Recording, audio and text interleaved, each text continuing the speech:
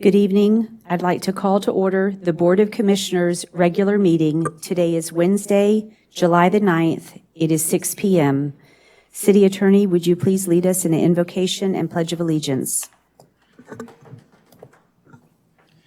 Our Heavenly Father, as the citizens of the city of Madeira Beach meet together to address our local concerns and opportunities, we give thanks to you for the bounty that we enjoy in all aspects of our community life.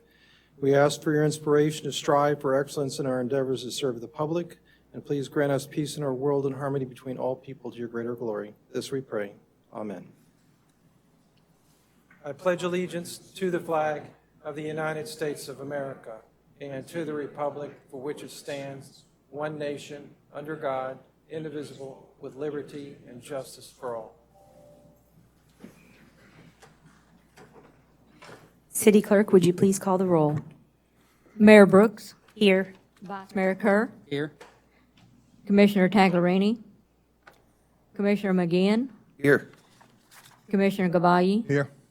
Commissioner Tagliarini is absent. Thank you. Do we have an approval of the agenda?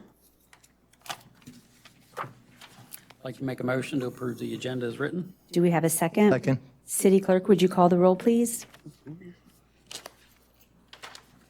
Vice Mayor Kerr. Yes. Commissioner Gavayi. Yes. Commissioner McGinn. Yes. Mayor Brooks. Yes. The motion carried 4-0. Next on the agenda is proclamations. Proclamation for Parks and Recreation for the month of July 2025. Whereas Parks and Recreation are an integral part of communities throughout this country, including the city of Madeira Beach, and whereas Parks and Recreation promote health and wellness, improving the physical and mental health of people who live near parks, and whereas Parks and Recreation promote time spent in nature, which positively impacts mental health by increasing cognitive performance and well-being and alleviating illnesses such as depression, attention deficit disorders, and Alzheimer's. And whereas Parks and Recreation encourage physical activities by providing space for popular sports, hiking trails, swimming pools, and many other activities designed to promote active lifestyles. And whereas Parks and Recreation are a leading provider of healthy meals, nutrition services, and education. And whereas Parks and Recreation programming and education activities such as out-of-school time programming, youth sports, and environmental education are critical to childhood development. And whereas Parks and Recreation increase a community's economic prosperity through increased property values, expansion of the local tax base, increased tourism, the attraction and retention of businesses, and crime reduction. And whereas Parks and Recreation are fundamental to the environmental well-being of our community. And whereas Parks and Recreation are essential and adaptable infrastructure that make our communities resilient in the face of natural disasters and climate change. And whereas our parks and natural recreation areas ensure the ecological beauty of our community and provide a place for children and adults to connect with nature and recreate outdoors. And whereas the U.S. House of Representatives has designated July as Parks and Recreation Month. And whereas the city of Madeira Beach recognizes the benefits of park and recreation resources, now therefore I, Anne Marie Brooks, Mayor of the city of Madeira Beach, Florida, do hereby recognize July 25th as Parks and Recreation Month. Jay?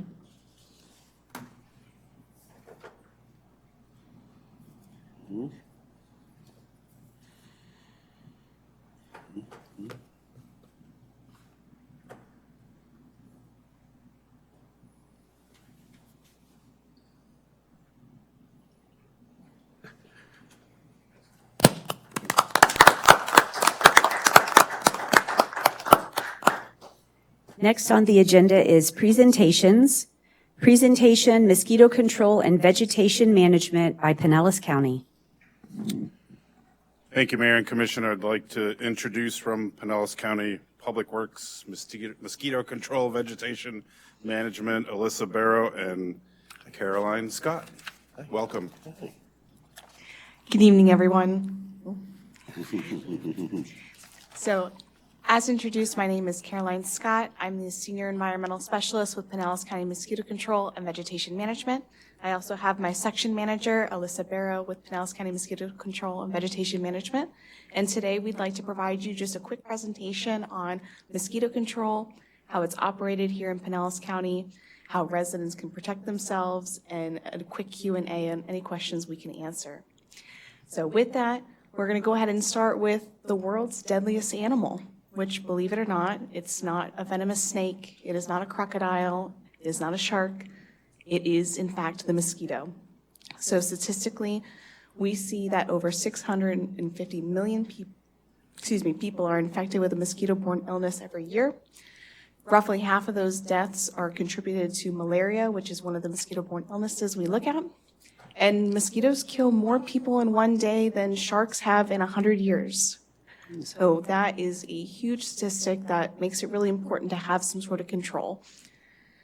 Moving forward, why do we look at that here in the state of Florida? Well, the state of Florida has a history of mosquito-borne illness. Back in the 1800s, when we started settling and establishing the state, there was multiple outbreaks of mosquito-borne illnesses. One infamous one would be our malaria belt, where the northern part of Florida that was being settled had that nickname for the number of cases of malaria they saw. Now, in today, with modern mosquito control, we do not see as many cases, but they are still a threat. And so today we can see travel cases of Zika, malaria, chikungunya, dengue, and we also can see locally acquired cases, which means they come from right here without any travel to another country, of West Nile, St. Louis encephalitis, or Eastern equine encephalitis. So it's important to have some kind of mosquito control available because we want to make sure our public health is protected from these diseases.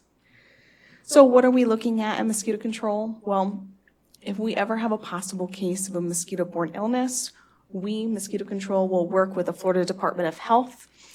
If a provider, a medical provider, finds that their patient is suspected of having a mosquito-borne illness, they will contact the Florida Department of Health, and the Florida Department of Health will contact us, and we want to make sure we are doing whatever we can to minimize any potential transmission to our residents. Now, the tricky part with mosquito-borne illnesses is most of the time you will never know that you have one.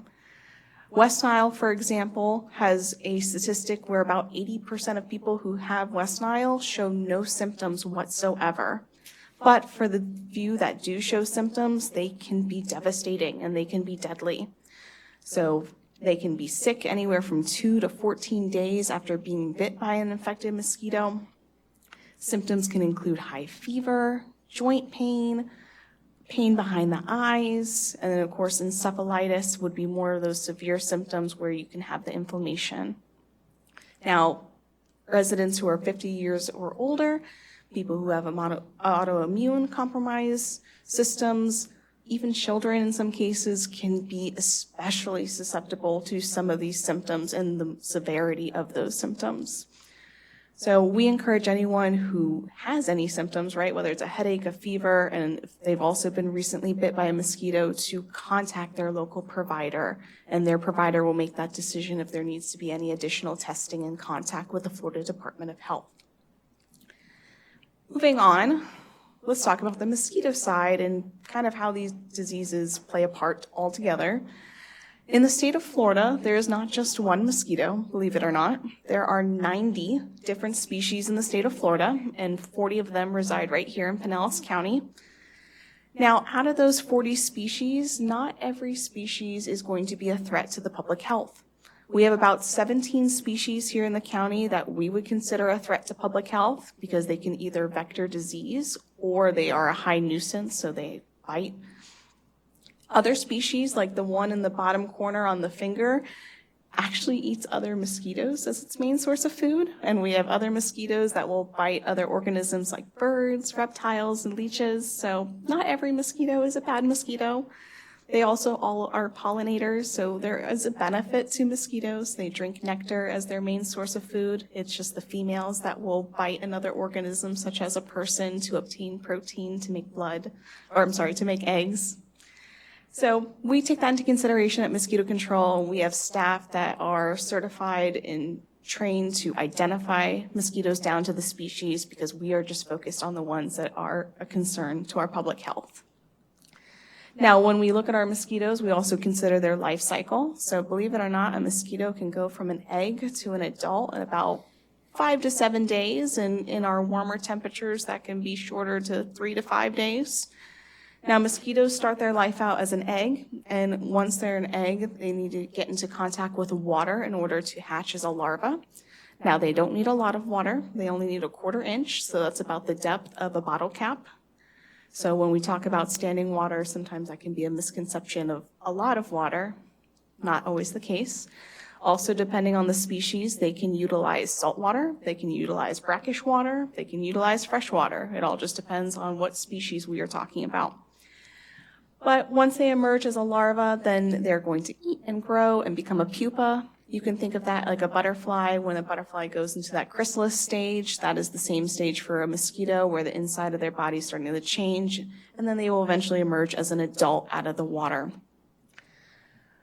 With that, we want to make sure that we understand what's going on in the county in terms of all stages of mosquitoes, what species we're talking about. And we do that in mosquito control by, again, using our vision and our goal of protecting public health. That is our number one goal. We also consider this idea that, we want our residents and our visitors to enjoy the outdoors, especially beautiful areas like our Gulf beaches. So we take those high nuisance mosquito species into consideration. And we do that through education. We do that through monitoring, and we do it through our practice that is called integrated mosquito management. Basically, what integrated mosquito management means is we're using a bunch of tools on our tool belt to try and control these populations to an acceptable level. And that's where, again, our education, our monitoring, our treatments, they're all going to come together into play. Now, some of our programs, I've mentioned the monitoring. We have programs including our Sentinel chickens. So we own chickens here at Mosquito Control, and we have 8 coops that are set throughout the county. Our chickens play an important role because, as I've mentioned earlier, we have mosquitoes that do prefer to bite birds. And with our West Nile, St. Louis, and Eastern equine encephalitis, those locally transmittable diseases we see here in the state, they naturally go from mosquito to bird, mosquito to bird. Sometimes those mosquitoes decide they want to bite a person or a horse, and so those possibilities of those diseases can spill over into our population. So our Sentinel chickens are a nice way to track if there is a mosquito-borne illness in an area before someone ever becomes ill, hopefully not. And we do that by we test the chicken's blood once a week. We send that blood off to the Department of Health, and then they'll give us results in the same week. The chickens luckily experience no physical illness if they do come with one of these diseases. They just produce antibodies in their blood that we're able to see through testing. And our chickens get privately adopted through either individuals or we work with a couple local no-kill farms afterwards. So they have a great job, I think, here in the county. So outside of the chickens, we also have traps. We have 57 permanent traps we have set throughout the county, plus we set out additional depending on what cases we're working. And then with our traps, they're checked usually on a daily or bi-daily basis by our staff, and our staff will actually ID each mosquito down to the species so we know what we're working with and what is a potential threat. Outside of our monitoring, we also do regular inspections. So we have 12 wonderful technicians who go around the county. They also will do service requests, which is when a resident can call and tell us about a mosquito problem they feel they're having on their property, and they will go out and inspect the property with that owner's permission. We also have regular sites that we check year-round. Outside of that, we also do our education and I already mentioned the service requests, but our education program, that's where I come in. I do all of the education and outreach for the county. We have classroom programs that we do. We have HOA, community meetings such as tonight. We do booth events. We provide information, and it's all free of charge. So we just find whatever ways we can to work with the public and talk with our residents and tell them about, what we do, but also what they can do. And then finally, our treatment options. We do also do treatments. We have ground treatments that we can either do by hand, we can do by backpack, we can also do by overnight truck. And then we have a helicopter that does also do granular product treatments. So we have two different kinds of treatments. We do larvicide treatments, which is when we're targeting the mosquito larvae, which is one of the better ways of doing it if you're trying to make sure you're tackling a population before they become biting adults. And then we also have our adulticide treatment, which is going to be what maybe you know as fogging or spraying, which is when we're targeting those adult mosquitoes. So those kind of are all of our roles. In terms of residents' roles or an individual's roles, there's a couple different ways that you can combat preventing mosquitoes and protecting yourself from mosquito bites. Some of those great ways are going to include dumping standing water. That is the number one way really we promote, is dumping out any standing water, because you are eliminating the breeding ground for any possible mosquitoes. So we have examples of dumping out bird baths, pet dishes, any kind of equipment that's sitting on a property. If you can't dump it out, let's say you have a rain barrel, that's awesome, and we want you to utilize that, but then cover it. Make sure the mosquitoes do not have access to that rain barrel or any other equipment that you can't physically dump out.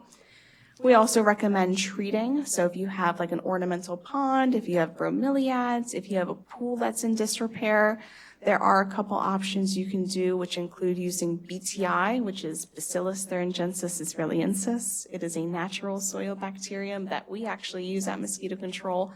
You can also buy it at most hardware stores under the names mosquito dunks, mosquito bits.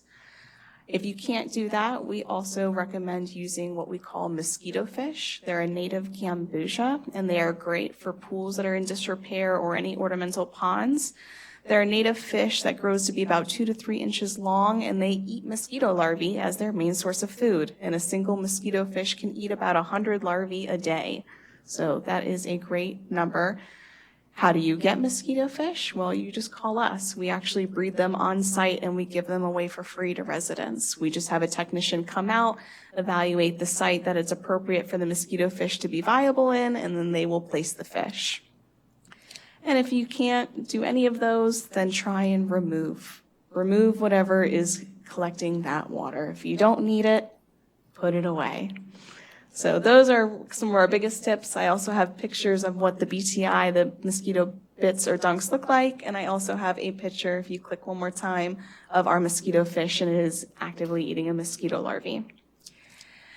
Outside of the dumping standing water, again, we're looking around the home. The mosquito only needs a 1/4 inch of water to live. So I just give another example of what you can maybe look for in your own yard, or what we encourage residents to look for in their yard. So pools, bird baths, pet dishes, tires, bromeliads, buckets, anything that collects water.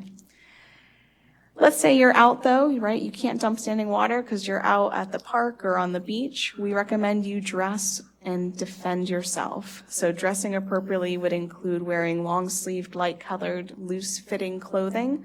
I always like to recommend like those dry fit or moisture-wicking clothes, because I know it can get very, very hot during the summer months, so you have to be careful how you dress.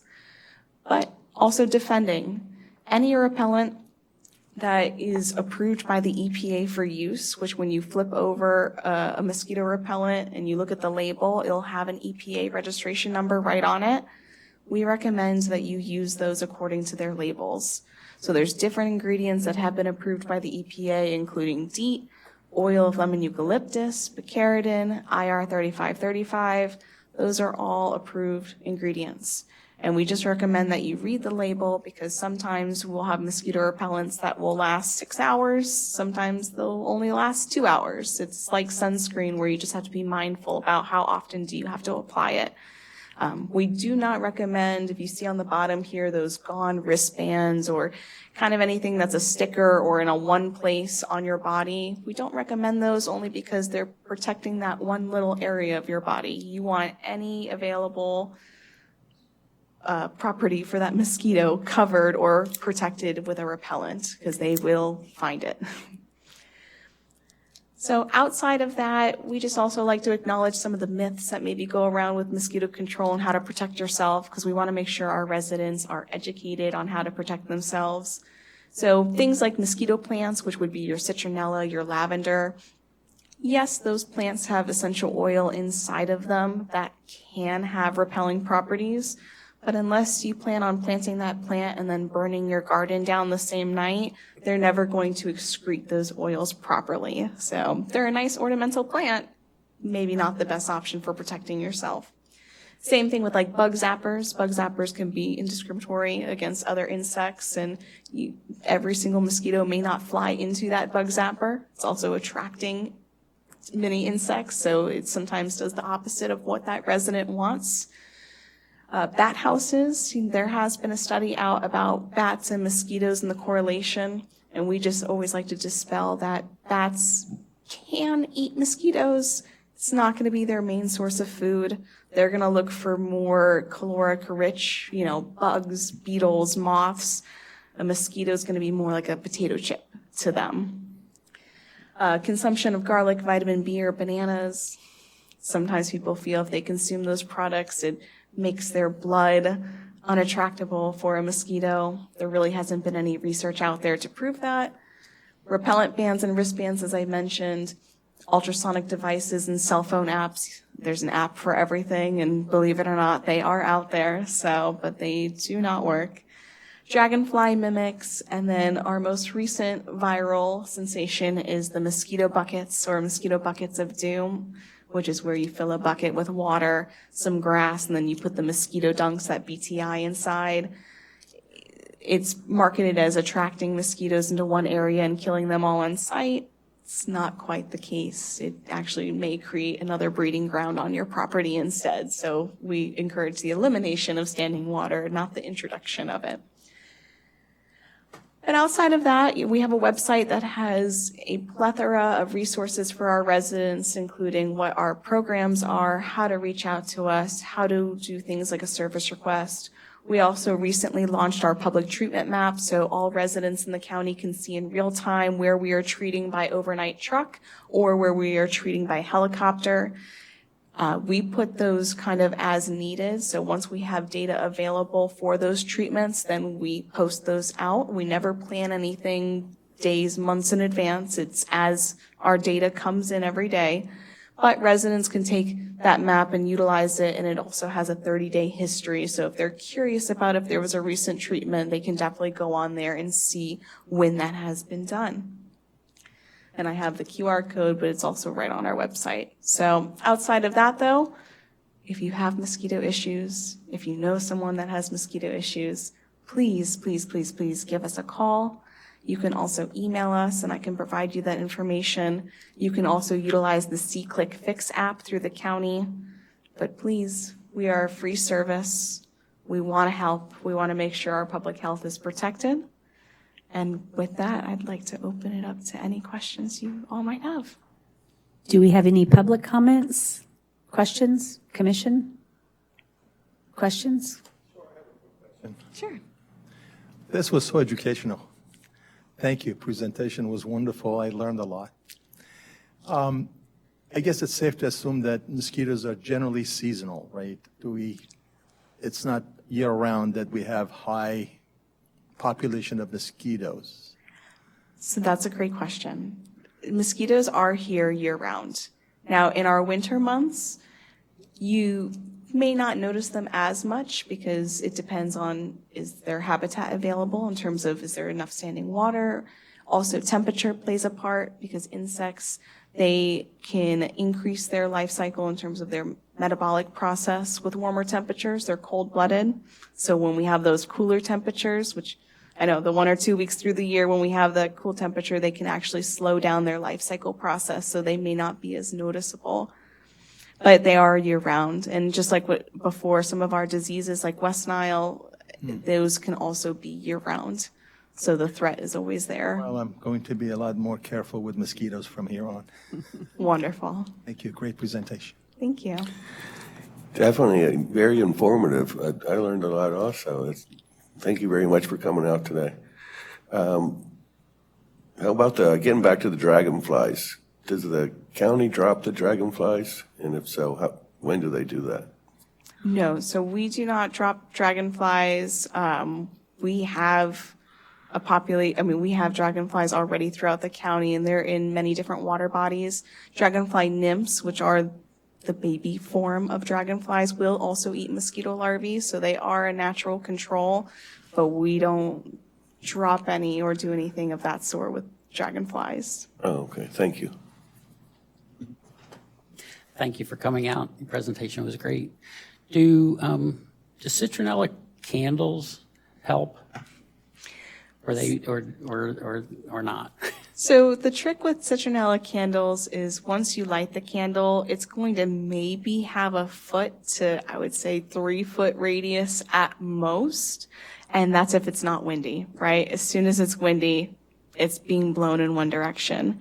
I would recommend there is a product, it's a spatial repellent, which means it volatilizes the repellent into the surrounding area.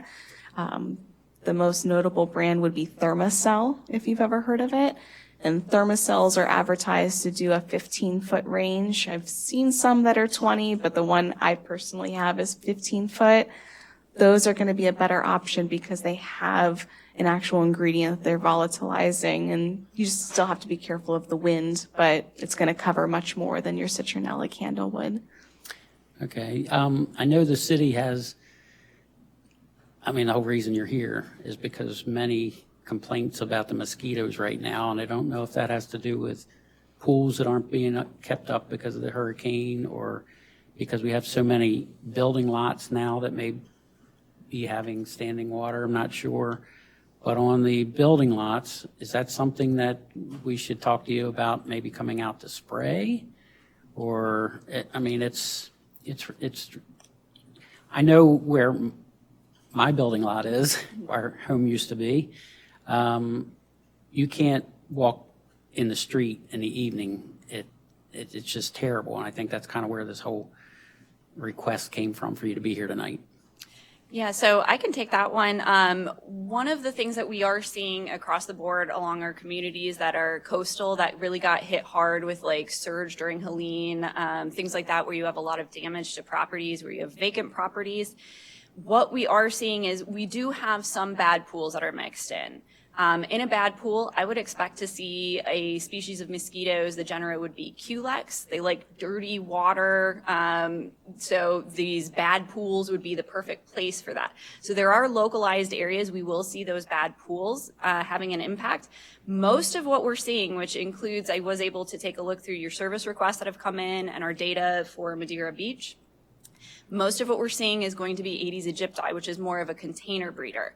Aedes aegypti is the one that you're going to see it later at night, maybe in the evening time. You'll see it early in the morning.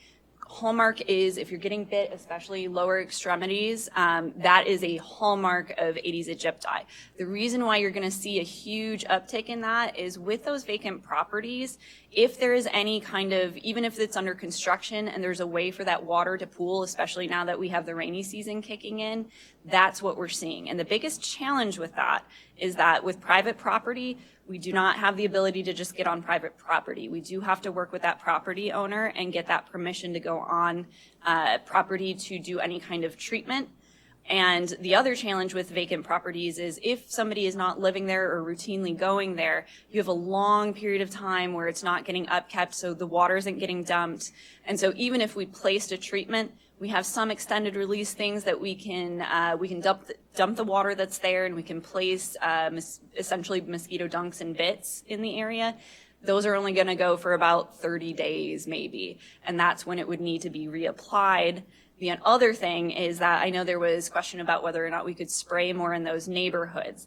Aedes aegypti, because of the time period that they're actually active, more daytime where you're going to see them like in the evenings, We do not fog during that time period because we are looking to avoid people and pollinators. And most of the mosquitoes that we're targeting have a peak time somewhere between 2 and 6 a.m., which is why that's when we're running fogging missions. So it doesn't match up. During the daytime, we are not going to run a fogging truck because that could be very detrimental. Having so many people out, we don't want to be inadvertently spraying anybody. We also don't want to hit up those pollinators that are flying during the daytime. So really, it's that dumping standing water. The challenge is how best can we work with all of our municipalities to get on those properties and be able to try and treat them as we can.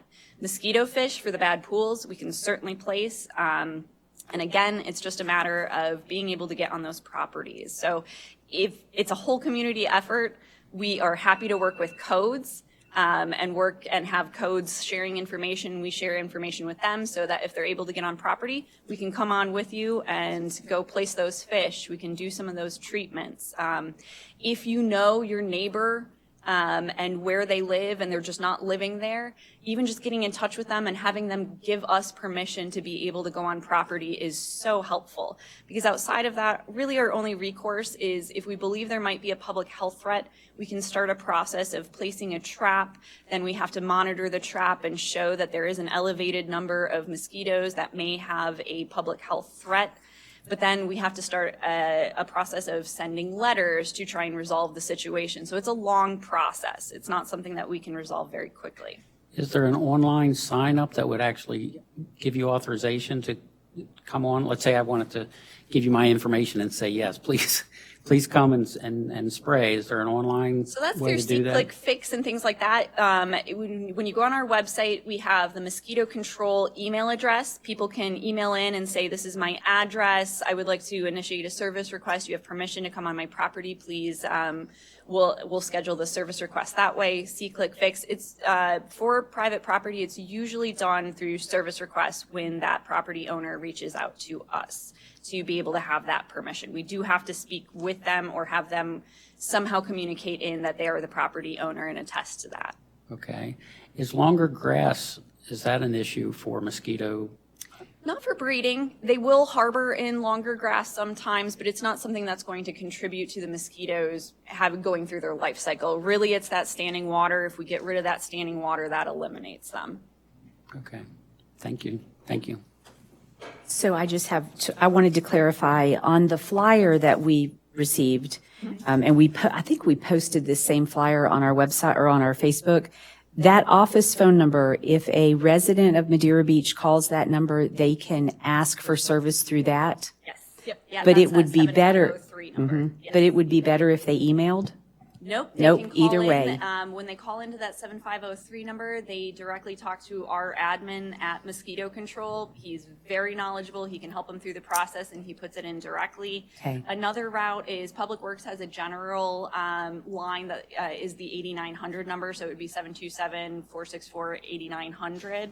They can call in through there and get assistance to put in a service request, or C-Click Fix, or the Mosquito Control email. All of those ways suffice. And we do not have to be a participant in that service call. Nope, you don't. I just Yeah. wanted to clarify that. Nope, Someone that had is said just that direct between we did, us and I'm like, the I don't think residents. so. Okay, awesome. No. Thank you for coming. It was very informative. I have one more You have question. Okay. If a resident were to email or call Mm-hmm. after the inspection or treatment is done, do they get any kind of follow-up saying, you really, any remarks that were taken on that property, you really need to keep this turned upside down, or, Yeah, so if the property owner is home while that happens, the technician will talk directly to them. But we also have a door hanger that we will put onto the residence door that kind of talks about, it'll have a comment section and talk about what happened, and it also gives them a little bit of information on what they can do. And then it also has links to our website if they want any further clarification on why we did what we did and what we found. and that's great, but there's so many people that are not living there anymore. So the door hanger may not really get seen. That's why I was just wondering if there's if they give you an email or something, if there's any kind of We traditionally follow-up do or- the door hangers for our follow-ups, but if they want to, if they're not there and they're not going to be able to pick up a door hanger, they can always contact in and we can tell them directly what the tech was finding in our system. We're able to see all of the comments that the tech makes, including any pictures that they provide. Oh, great. Yeah, so we can talk through all of that if they want to call in. Okay, because I think a lot of residents may not really be living here right now. That makes sense, yeah, and it was a very Right. hard hit. So, you know, pools that are not operational, that, there's just a ton of conversations that, you know, are kind of endless. So appreciate everything you're doing. Absolutely, we're here to help. Yep. Thank you. Thank you. Thank you. Next on the agenda is preparing your organization for a major hurricane. This was the presentation that was given at the Big C meeting 2 weeks ago, and we talked about it briefly in the meeting 2 weeks ago here, but I thought that it would be informative to share. When you go through the presentation, it asks questions, gives you guidance of what you should be doing to be prepared. So I put together a list of questions out of this presentation, and Robin and staff gathered together some information. So I want to share that information here with you guys tonight. So the first page is just talking about, it's just the introduction page. On the second page, it talks about the main objectives of the presentation, which is to provide interactive information, discuss lessons, and define risk management. On the next slide, before insurance coverages and provisions, the understanding your coverage. So for our city, our deductibles for non-hurricane, non-flood is $2,500. Deductible for a named storm is 5%, and it is subject to a $35,000 minimum. The deductible for flood is $2,500 with the exception of zones AV and excess of NFIP, whether purchased or not. We do have blanket, not specified coverage. And when you go down that to important coverage provisions, we have extra expenses of $1 million, business interruption, $500,000. Our PITO is provided automatically for the property within 1,000 feet of a covered location.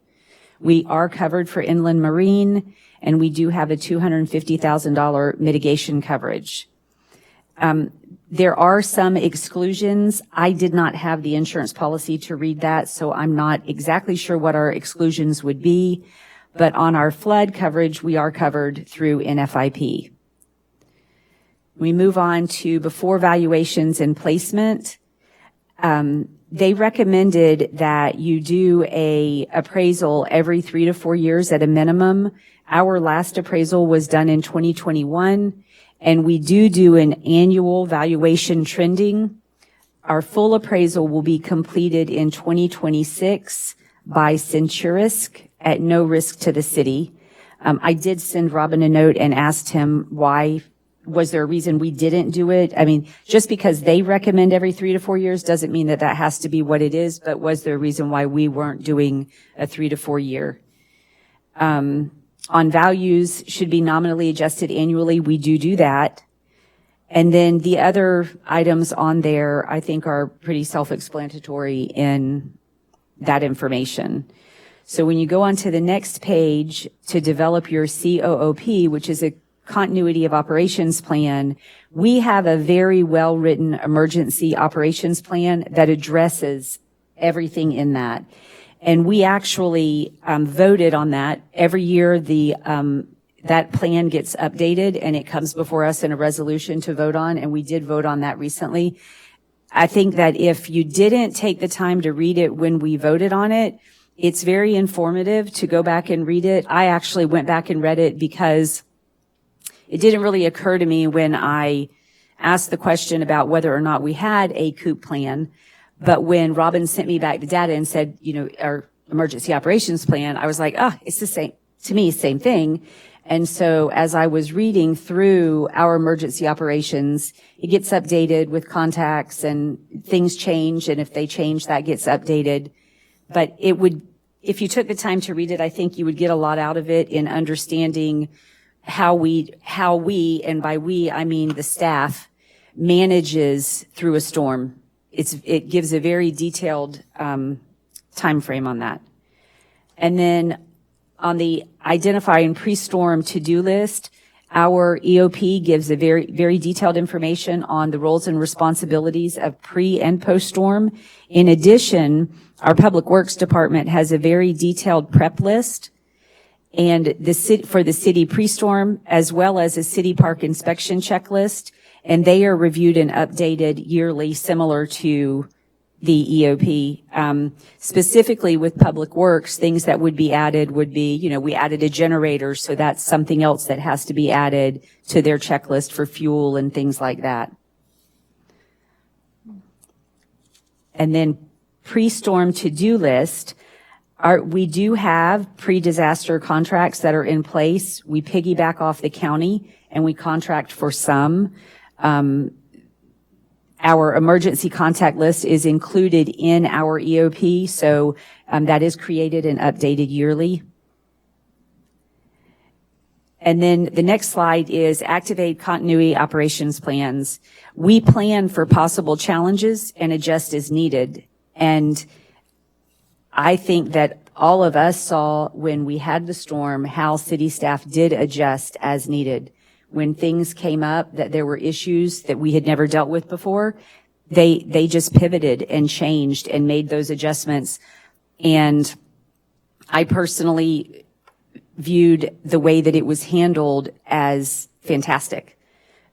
When staff would see something that didn't work, they talked, they came up with a way to do it different, and they did. And then next is for communication, we do not have a dedicated PIO. I am hopeful that we will hire one in our next budget season, or in the budget that we're working on.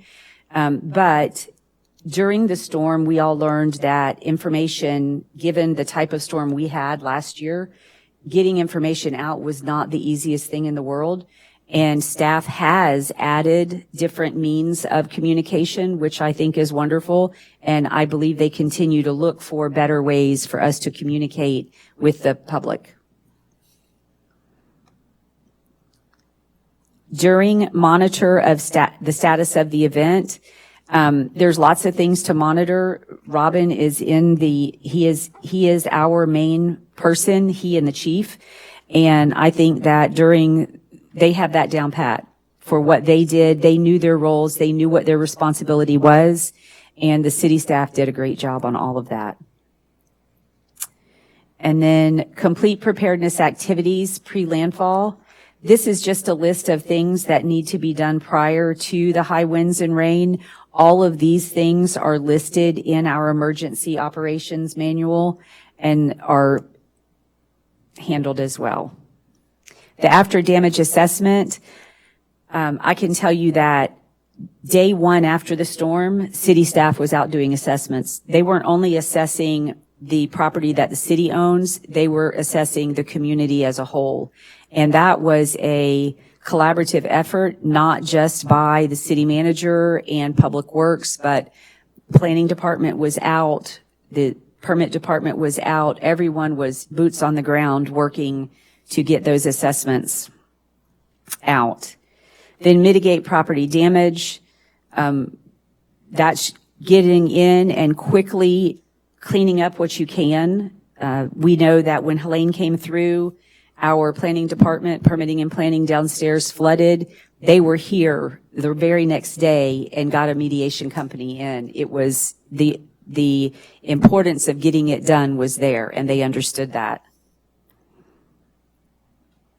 Operational resumption, we did relocate a lot of services. We ended up, after Milton, having the recreation department come over to City Hall. We had permit and planning and zoning came up from downstairs to upstairs. And so city staff, under Robin's direction or leadership, did quickly moved people around. I don't know that they all love being where they are right now. Recreation has gotten to go back to their homes, so they have to be a little bit happier, but We still have the permit and planning department are upstairs in the fishbowl, sharing space and sharing the chamber during the day as well. And then insurance claim workflows. I'm just going to kind of skip over that because the insurance claims, it's with FEMA. There was, I went one day with Robin. I happened to be here and got to participate in observing. The FEMA crew came out, and Megan and Robin met with them, and I got to tag along to see. It's a lot of work to go through. It's just like going with an insurance adjuster. You have to do all of this with the insurance adjuster. You have to do it all with FEMA. They document everything. So when you move on to the next slide and it talks about repairs, we all know that the repairs take a long time. This presentation said 30 days to a year. It is, as we all can see, it is very time consuming because we are a coastal community. You can take Kitty Stewart Park as an example. It isn't just, okay, let's go put the seawall back and let's build the parking lot back.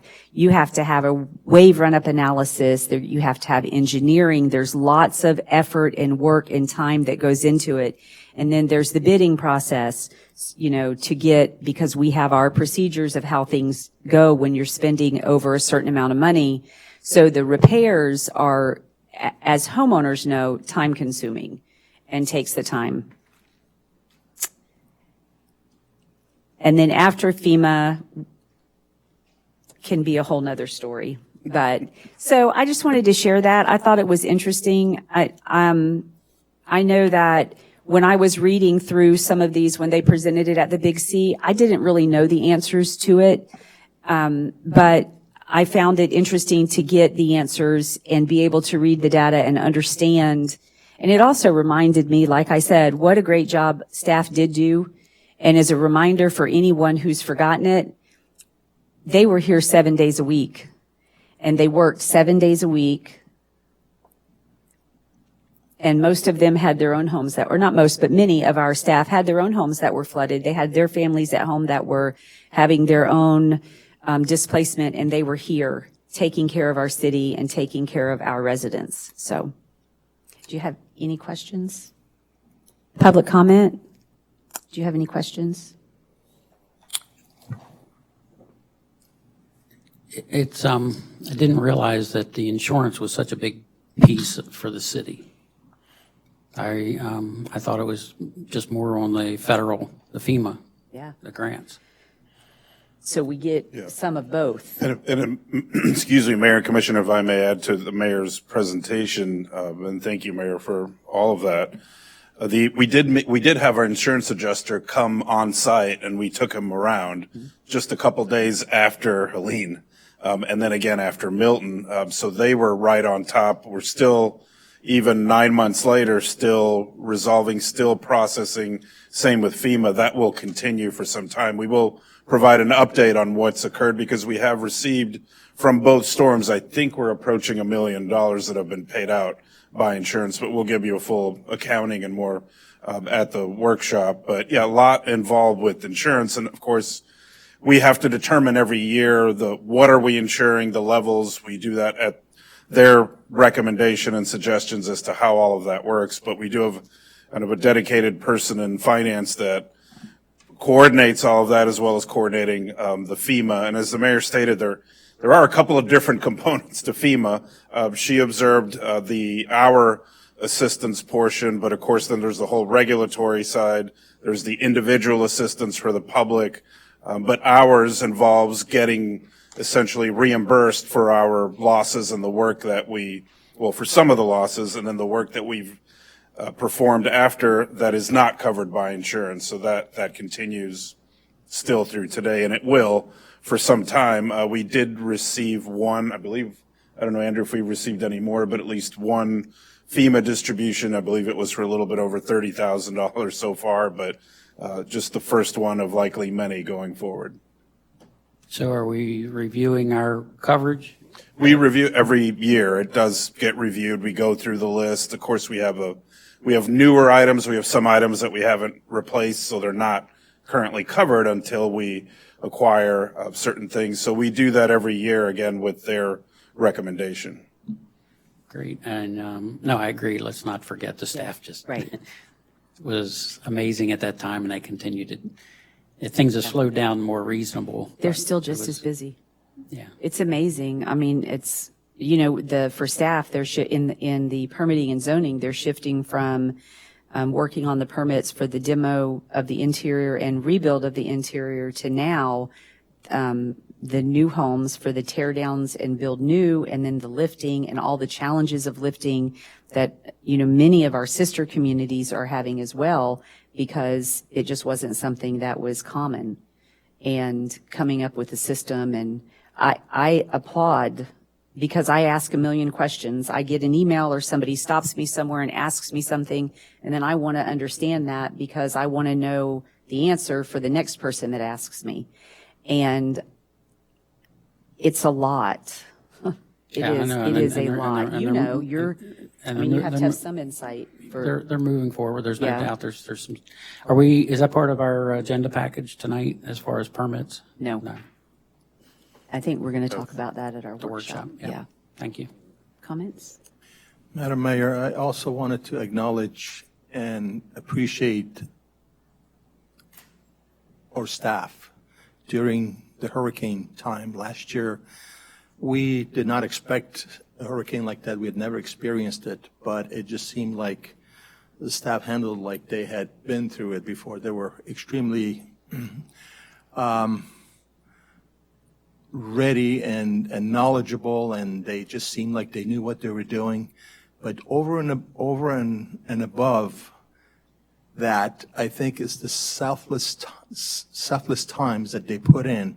I could see the faces that were tired from days being here and available, but they never gave up. They never gave in. They would just kept on moving forward. So just wanted to publicly recognize that and appreciate our staff. I totally agree with you, and Madam Mayor, I totally agree, and thank you for this information. Also, I believe our city staff did a great job, and our fire department also did a great job. And I also want to get back to letting our residents know about hiring licensed contractors and stay away from those scammers out there that just chase storms. I know that a lot of our residents fell victim to some of those storm chasers out there, and it's very important to let our residents know to hire a licensed contractor. That is unfortunate Yes, when that happens. yes. I want to say just one more thing about the storm.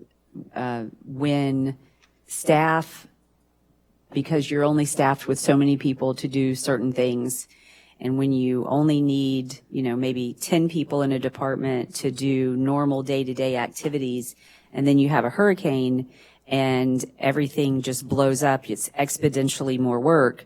And one of the things that staff did that they came together, and I think I've said this before, but I'd just like to reiterate it, is the recreation department came into the city hall, and this is where they were working, and 3 employees, not just 3, worked with the planning department, but because the employees repurposed and were trained to be able to help permit, or I should say community development, because that's all encompass of planning and permitting, and helped them to do things, and they were trained, and community development ended up with 2 of those employees, and the clerk's office ended up with 1.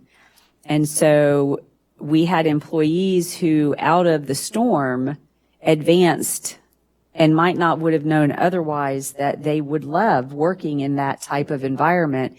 And so community development gained 2 employees. The clerk's office gained an employee that they needed. Unfortunately, Jay lost 3 employees. So I don't know that he's happy about that. I know he's happy that they've moved into something wonderful, but now he has those positions that he's had to fill. But my point is, it was wonderful to watch how the staff came together and helped each other. And they really did it. They did a great job, and that was really nice to watch happen.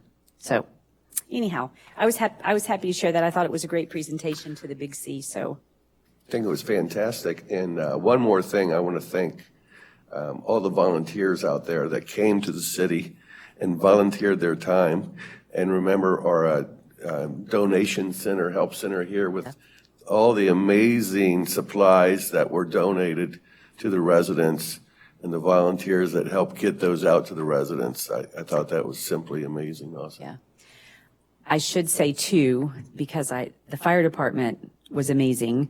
We had strike teams from all over the state that came in and they stayed here. And that was really neat to listen to other fire departments, how, they came in and they were just here and they did whatever was required or needed. And even though it was a terrible time, it was very cool to me to see how, as a state, we support one another, because that was our state fire departments coming in from other municipalities and helping us. And it was really fantastic, and the residents. So thank you, everyone. Next on the agenda is public comment. Public participation is encouraged. If you are addressing the commission, step to the podium and state your name and address for the record and the organization or group you represent.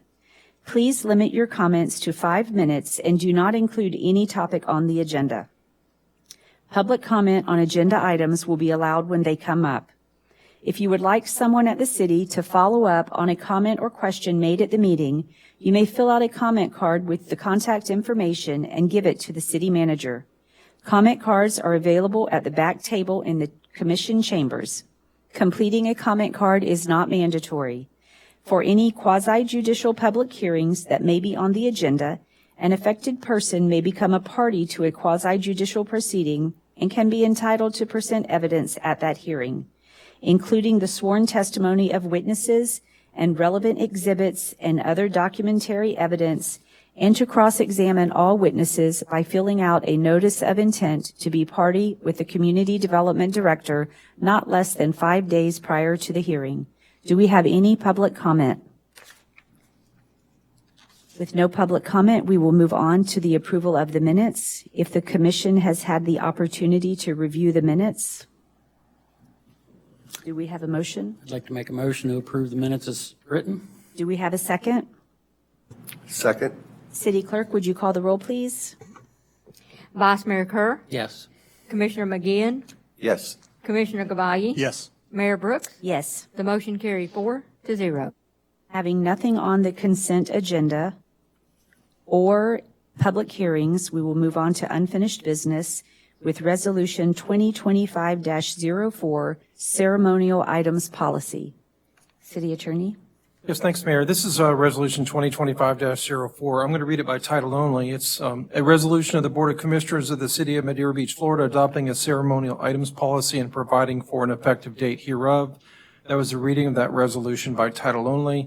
You remember this is discussed a number of times at different workshops.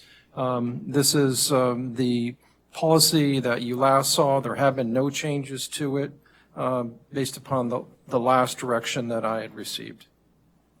Do we have any public comment? Commissioners' comments? I'd like to adopt the resolution 2025-04, ceremonial items policy. Do we have a second? I'll second.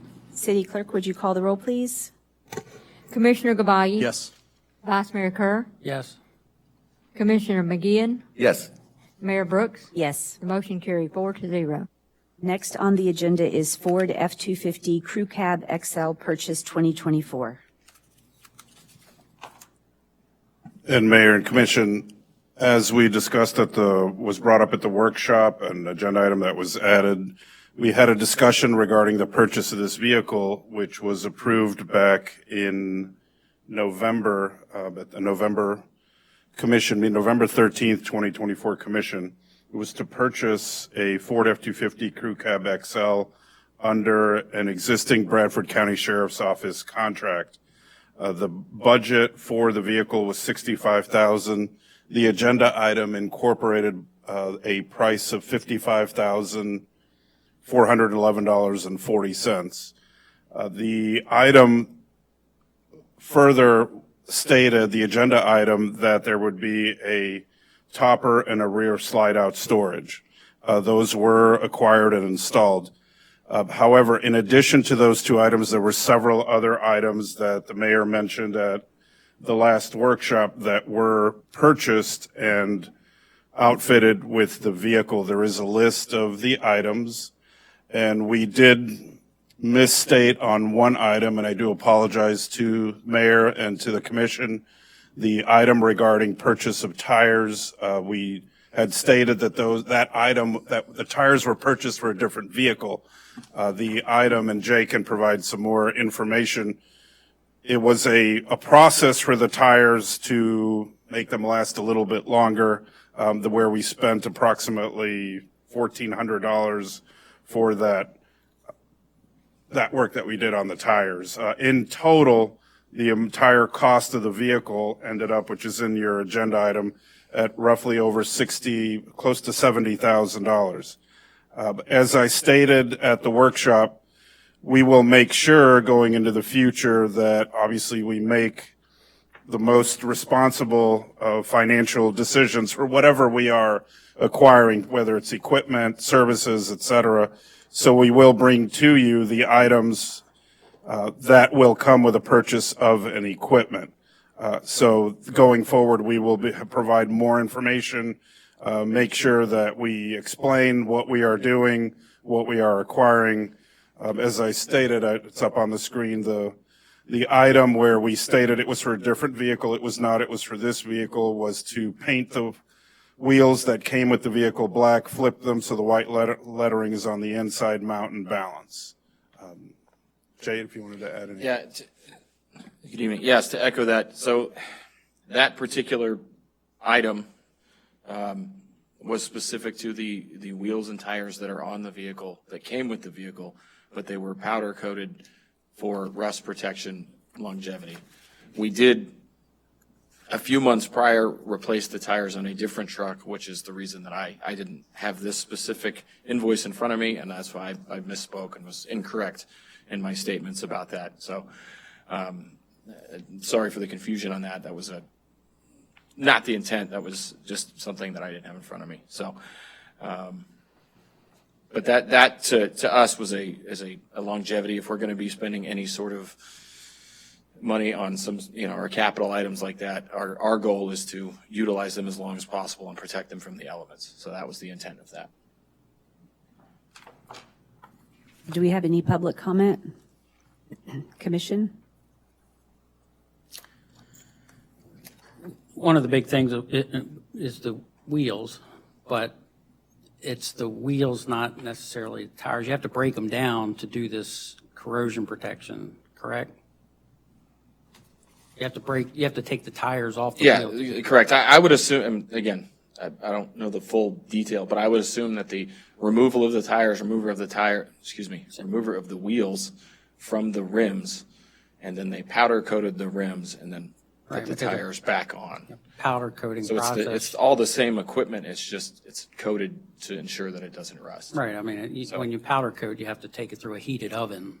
Yes. So you have to have a bare wheel. Right. I only point that out because whether I don't want any misperception that whether the black side's out or the white lettering is out, it doesn't matter. There's no more labor or cost impacted for that item. It's the powder coating that's the cost, yes. And it's labor intensive. Just don't want any misperception on that. But to your point, a better detailed job at the time of. I totally understand, and that in putting this all together, it was this makes more sense to everybody. So in the future, it's a big difference, versions. 55 versus almost Right. 70 or whatever it is, when you're making that pitch. This is where we're going with this. Understood. Yes, sir. This lighting package and whatnot. That's all. Commission? Well, it seems to me that when we were talking about the wheels, whether they're inside or out, it all came to $1,256. There was no itemization as far as what cost was where.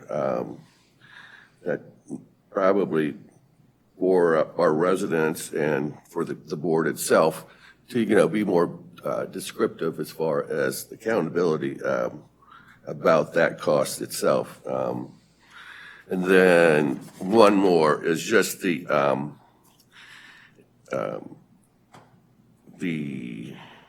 360-degree camera package, which costs $1,064.28. Do you think that's something that we really needed on that truck? So most of the vehicles come, and I'm not sure how that's itemized, but most of the vehicles come with some sort of rear camera on them, even our school buses, and especially with the topper. The topper eliminates that rear view mirror. So with that rear view mirror, it beeps when it backs up, and it has the camera, so we're able to see. Having a very similar vehicle, it's great. It sounds silly. just for safety, if nothing else, where you're backing, especially if you're around crowds or whatnot. Well, there's a few vehicles in the fleet within the city that actually don't have the rear cameras, and it's surprisingly uncomfortable to drive those because now you're in. Usually, it's outfitted with like our bucket truck was one that doesn't, and you're using the mirrors, but you've got wider bodies on them, and you've got other pieces of equipment. So, and that's why we've added one to the school bus that's out there, so you can see as soon as that thing turns on, you know what's directly behind you. And again, that's a safety thing with the kids getting on and off the bus. And, anyway, but especially with this vehicle, if we're going to have it at special events and driving around larger crowds, having that camera is extremely important. Mission? I'm just wondering, whose idea was it to beef up the truck? And when did you realize it was going to cost the monies that it did, and who approved the budget? I think overall in general, this was, I hate to say it, but this was the full intent of the truck from day one. And again, I think in my presentation to you all, this table that we're looking at, well, that we were looking at, would have provided a better picture. Because the intent, so far with that truck, we've already used it on the beach once for the 5K, loaded a bunch of equipment in and out, and then we got back here at 11:30 that night and didn't unload it because it was 11:30 at night. We used it for speaking engagement on the beach, where we actually used it for the power because of our pavilions don't have power, and the location we do have would run cords across the walkway. So it was another safety avoidance thing. And then the third, we've utilized it for a couple of groundbreaking ceremonies to transfer items back and forth. So it's making it as flexible as possible and the ability to get to places anywhere in town. And then I know we just talked about the hurricane response. Hopefully we never have to go through that again, but this is going to be another vehicle that we'll be able to utilize for that. So we wanted to ensure that we didn't limit ourselves with the purchase, but we also wanted to make sure it was something that we took care of in the long run.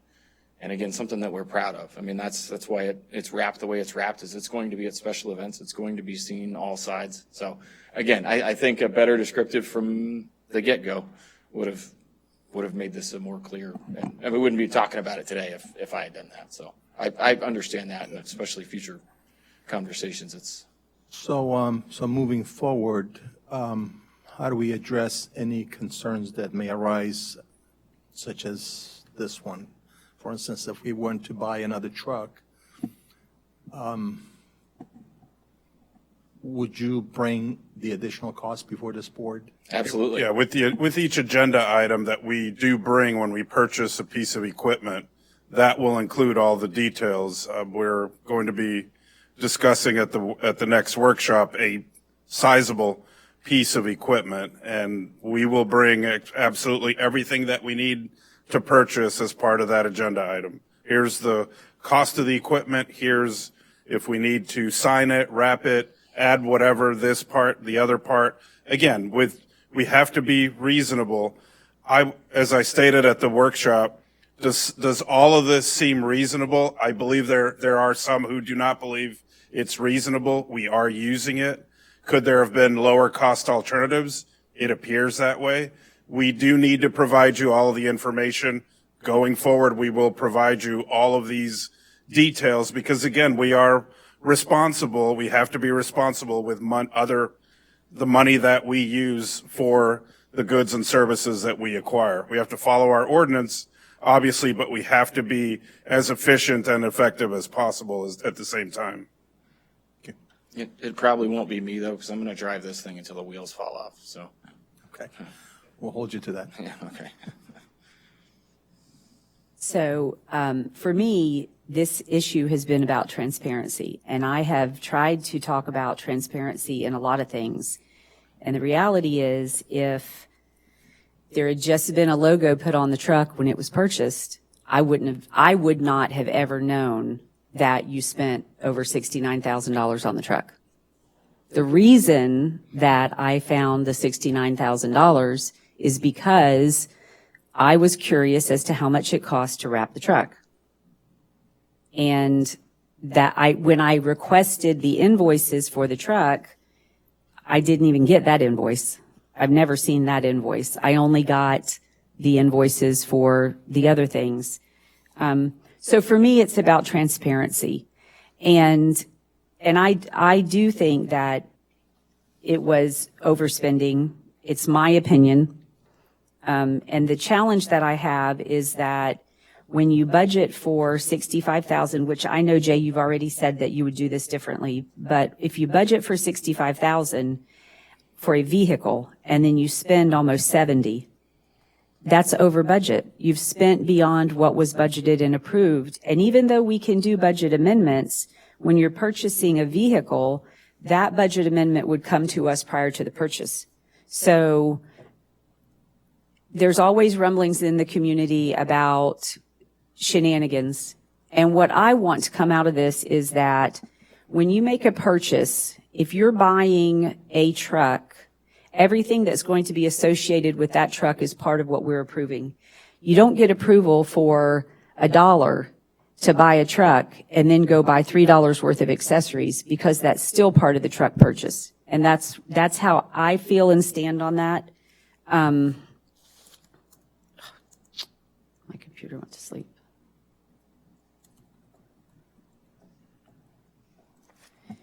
I think that two things that came up in conversation with the public, and I know that Robin had shared with me in our one-on-one after the last meeting that hundreds of people had reached out to him that they were unhappy with my bringing the subject up and how I spoke. I definitely did not feel like I spoke out of turn. I was frustrated that I was being told the information I was putting out there wasn't true. And I had a meeting with the city manager. He had looked at those charges. He knew them. So I did not appreciate that. But for the hundreds of people who did not appreciate what I said or did, they've not reached out to me, so that I wish that they would if there is an issue with what I've done or how I have addressed something. I think that when things stand out, and this might have just fallen into, we have other issues that have gone on in the city that didn't come to the commission. When the pilings happened out in the water, that never came back to the commission. When the jetty got tore down, that did not come back to the commission.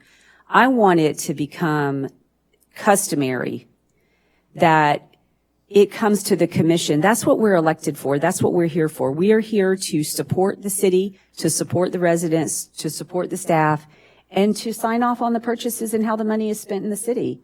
And if things are going to change or money's going to be spent, that's what our role is. Our role is not to manage Jay.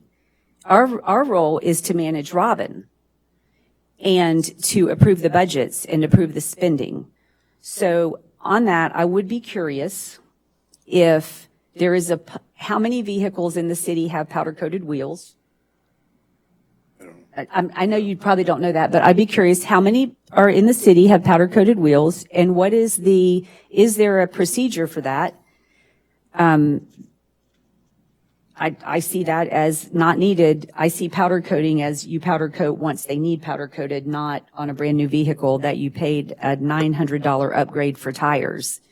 And tint for the vehicles. I do know that other vehicles are tinted, and the reason I'm asking about the tint is because I had 2 residents specifically ask me why the tint was so dark. Now, so I don't need it now, but I'm curious, what is the policy on tinting vehicles? Because I know that there are other vehicles that are tinted, and those were the only 2 things that I was going to add. Madam Mayor, I just wanted to state that transparency is everything to us. We are responsible to our public and the tax dollars. We're the steward of our residents and the monies we spend.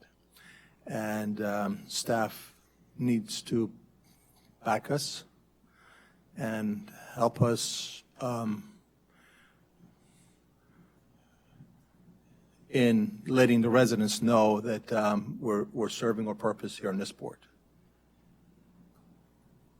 Well, and Jay, just to be clear, I appreciate that.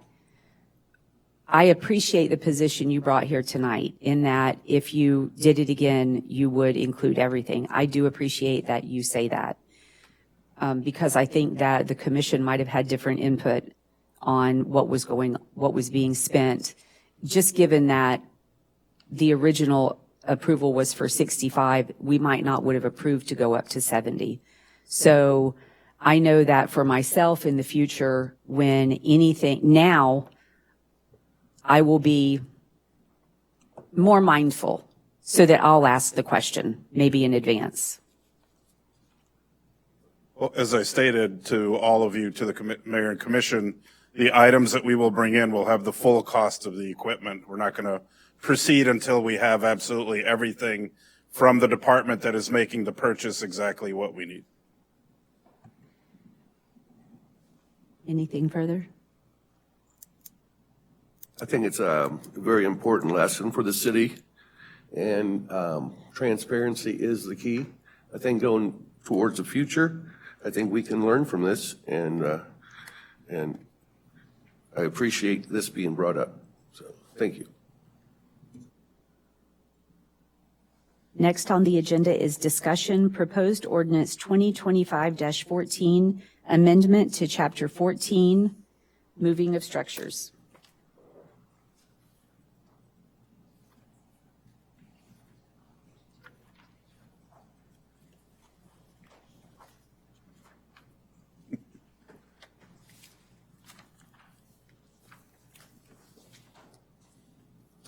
Okay, so we have some handouts coming y'all's way.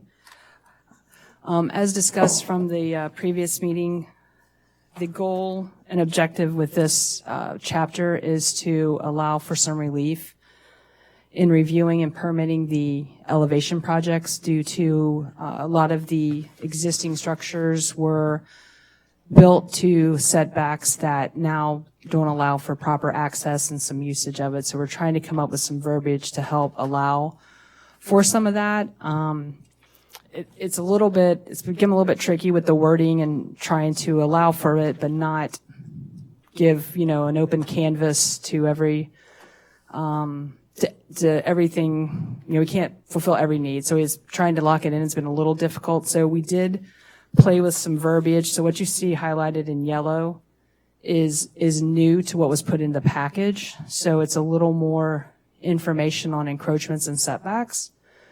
So we provided that. We've also handed you guys some examples of some of the actual permits that we've been seeing. So give me 1 second here. Okay. Sorry. So I don't know. Let me pull this up real quick. Oh, I had something up here. Here we go. Okay, so. And Marcy and I had some edits, which is what was just passed out to from what was in the packet. So we've been working on that since up to the time that we came in here. Yeah, so unfortunately, yeah, we took some comments from planning and tried to incorporate them. So that's taking into account rear access as well as some side yard comments, and being a little more clear on the allowances for the footprint.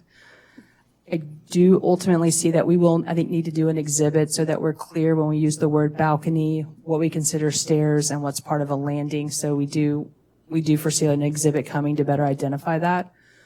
So I'm not sure what would be the best approach if you want to go through the verbiage as written or discuss maybe the examples and then go into the verbiage. Has the planning commission seen any of this, or are they required to see any of this? They're not required to see it. It's not in the land development regulations. It's in chapter 14. I believe the LDRs start chapter 82 or so. So they're not required to see it, but we did bring it to the planning commission on Monday to get their their input. And one of the things that they brought up two things. One of them being the rear yard access, allowing for access in the rear yard and possibly a second story deck, like a small landing. And then also further defining access features and kind of honing in the area for that. But they were in support. Are those comments incorporated in your comments? Yes. Marcy and I took those comments from Monday evening and tried to incorporate that into the draft that you have. So the one that we just passed out, the yellow highlighted area, and that's page 2 of this draft, that's what we were kind of working on and try to incorporate those comments from Planning Commission as well.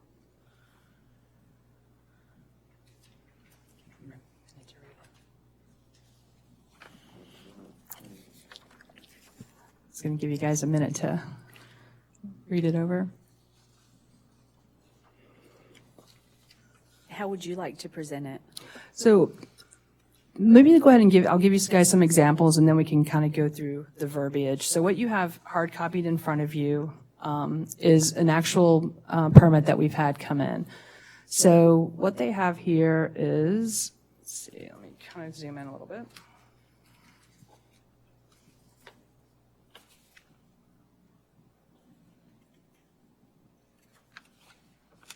So what you can see here is the original house. So this is the face of the house now as it exists. And then they provide a rendering of what they would propose for the access. And as you can see, as proposed, the access format and layout is pretty minimum. So what we've done when we started looking at how to give some dimensional allowances for this, we take into account that a door being 3 feet, if they were to open out, you definitely need the area where the door opens out to be at least 3 feet in depth.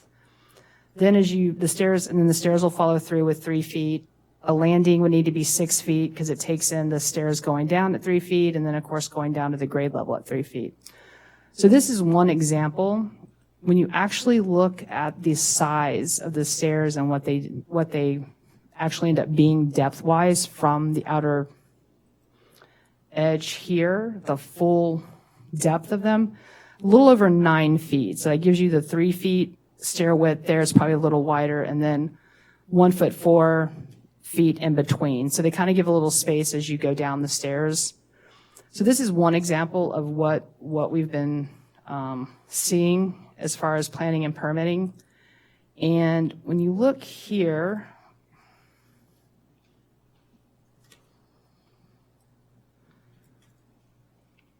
based on their survey, as constructed, the house is 18 feet, roughly 18 feet from the property line. The setback requirement is 20 feet. So just as it was built, it already naturally encroaches into the front yard setback. So with that, they would have very little room to work with, kind of only on the sides. So even coming in with their deck and coming out, obviously it ends up being fully 9 feet, but 3 feet kind of as you come out of the house and step into the balcony. So this is a good example of how we have a house that's already by design not compliant with current setbacks. And then The next exhibit is a bit the same, but they ended up coming up with a different fix. So they also come out, and in consideration of this, as you step out of the house, you have that 3-foot balcony. Then you have a 3-foot landing as you go to your stairs downstairs. Then you have a 6-foot landing again, and then they come out around. With their design, they were able to, they come in at 8 feet, outer edge to outer edge. So you have one design that's 8 feet, outer edge to outer edge, another one that gives a little space in between and ends up a little over 9 feet, outer edge to outer edge. But I think we can all agree, in each case, you're looking at a pretty reasonable access. With this design, they actually ultimately decided to, once you hit the landing, they actually took the stairs in towards the house and back down underneath, which was good and made it less encroaching, but that's a design approach that they took. Not everybody's going to be able to do that, but they were able to do that. So these are just 2 examples of what drives home kind of what we've been going through. And you also have one example that we've been showing before. I don't actually have it to pull up, but it happens to be Nikki, the resident who's been here, and so I think her house is a good example. And in the package, and like I said, unfortunately, I didn't get it pulled up, but in the package, you'll also see that her house as constructed is like right at 19 feet from the property line.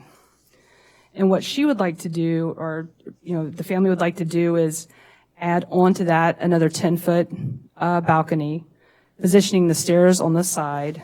And you can kind of see dimensionally what that ends up looking like from their perspective, to be able to pull in the driveway and then come up a set of stairs into a balcony and then into their home.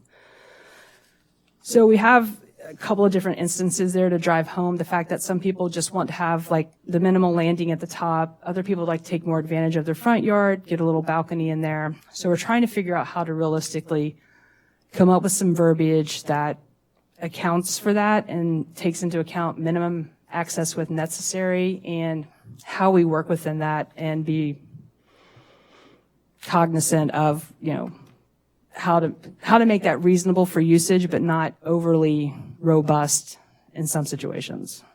So.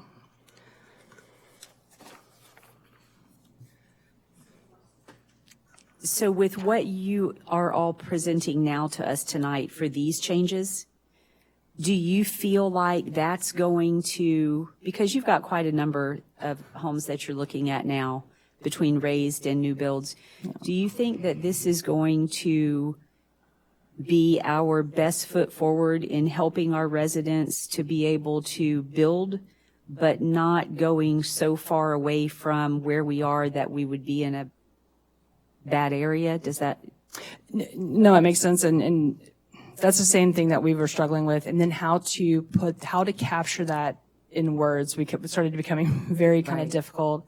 And I unfortunately did tell Jenny, I said, I have so many different plans in my head and all the different permutations that we go through that people are having to address.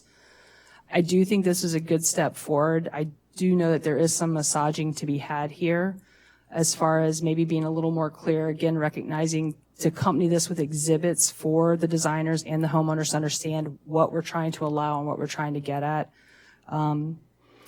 Down the road, if people want to, if the code changes and there's opportunities for real balconies and things like that, they may be able to in the future. But the goal here is to give them something that they can use and enjoy now to represent what they want. Right. And they're just going to have limitations that new builders don't. For instance, a lot of the newer homes, you take access as you park into your garage, you go into a set of stairs, and it comes into your home, at some point underneath. And that's just not a viable option for these homes, given their older age. I would not support cutting into the slabs and you just don't want to start messing around with that too much. So whatever we can do to help keep the structural integrity of the existing frame and allow them to easily go back to where their front door was, utilize sliders on the rear, I think is very reasonable use of what they have and the intent of what we want. I really appreciate the effort that you are all putting into trying to come up with a reasonable compromise that will help people. I'm sure we're not going to please everybody, but hopefully it will at least end up in some middle ground that does help the homeowner who did not want their home flooded, really didn't want to build up, did not want this, but yet here they are. Right. And I do know Kathy had spoken with some other building officials in the local communities, and everybody is in the same space. Some of them have already got some stuff and, going through. Others are just like us. Others are just now filling out this process. So, and we are starting to look at some of the other verbiage from other communities, obviously, because our setback rules are different and things like that. Not everything fits, but we are getting the gist of what other communities are doing. Are our setback rules more stringent than our surrounding communities, or are we more lenient? That would be a good If you don't know, that's just, that's just It was- okay. That's yeah. curious to me. And then you also have to take in consideration that a lot of these homes are legally non-conforming to the setbacks. Right. So a lot of them don't meet the setbacks in the front or rear, sometimes side, but, and then where do you put the staircases from there, the access? Do we have any public comment?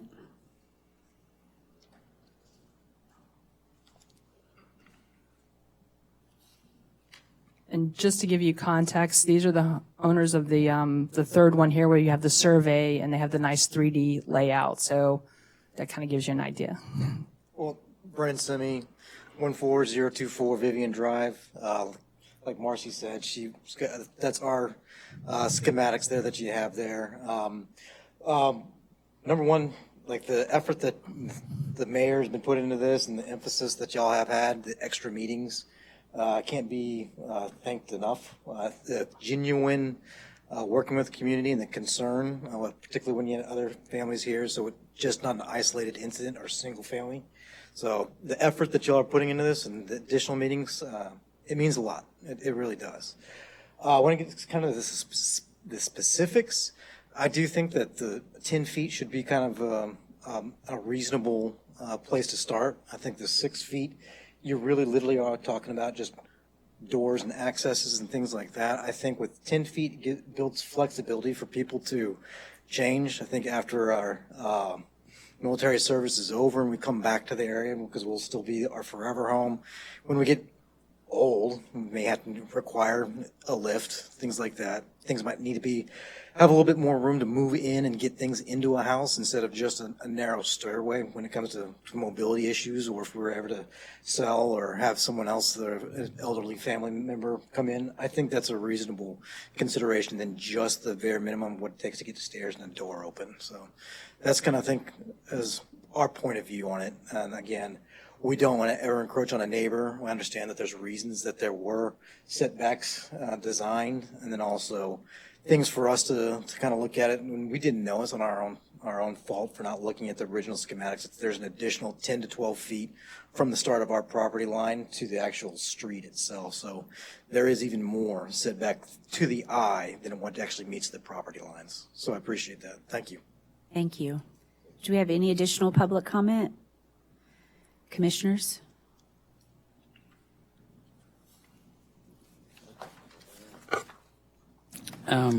Yeah, I'm just trying to absorb how this is written. So let's just start with the highlighted area. All access features shall be designed to the minimum dimensions necessary to provide safe, reasonable, functional access. Access landings, stairs, and ramps cannot exceed 8 feet measured past the front face of the building into the front yard and cannot extend past half the required side yard setback. All right, let's digest that a little bit. So we're saying 8 foot into the setback area. If your house is currently, if it's going to be lifted and is not at the 20 foot, let's say it's at 24 feet, then I don't see how this is addressing the setback versus the front of your house. It's saying it can't be more than 8 feet off the front of your house.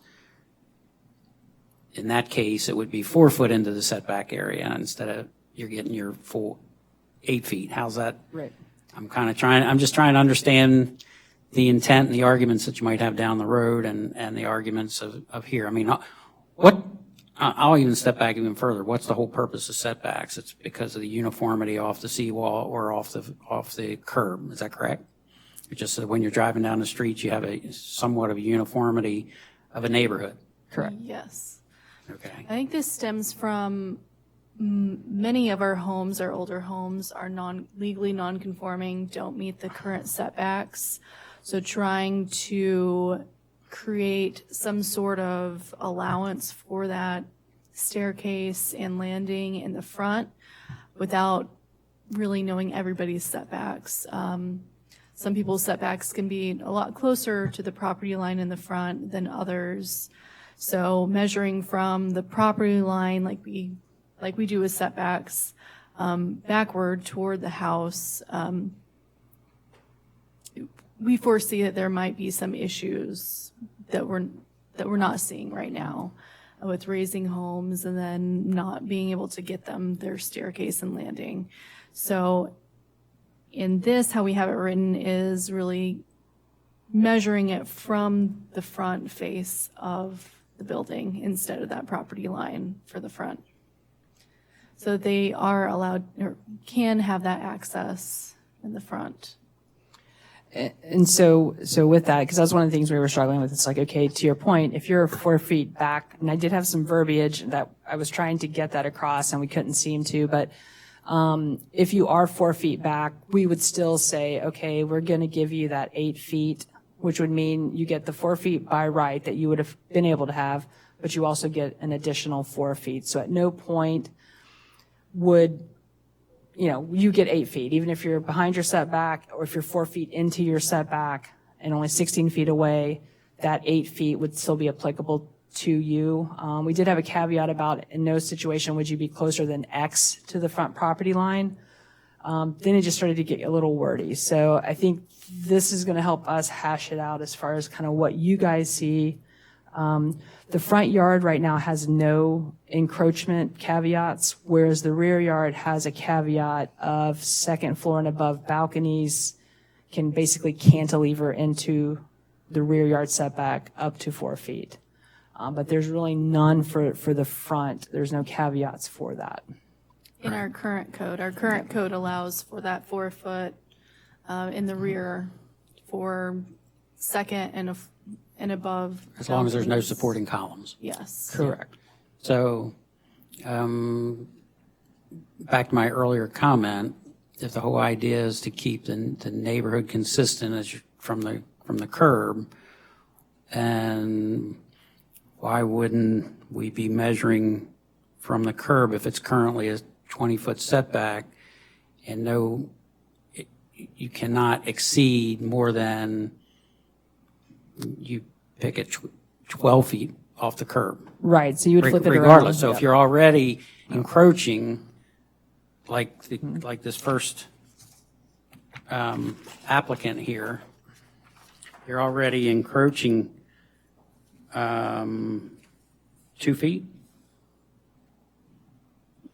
1'9". It doesn't matter.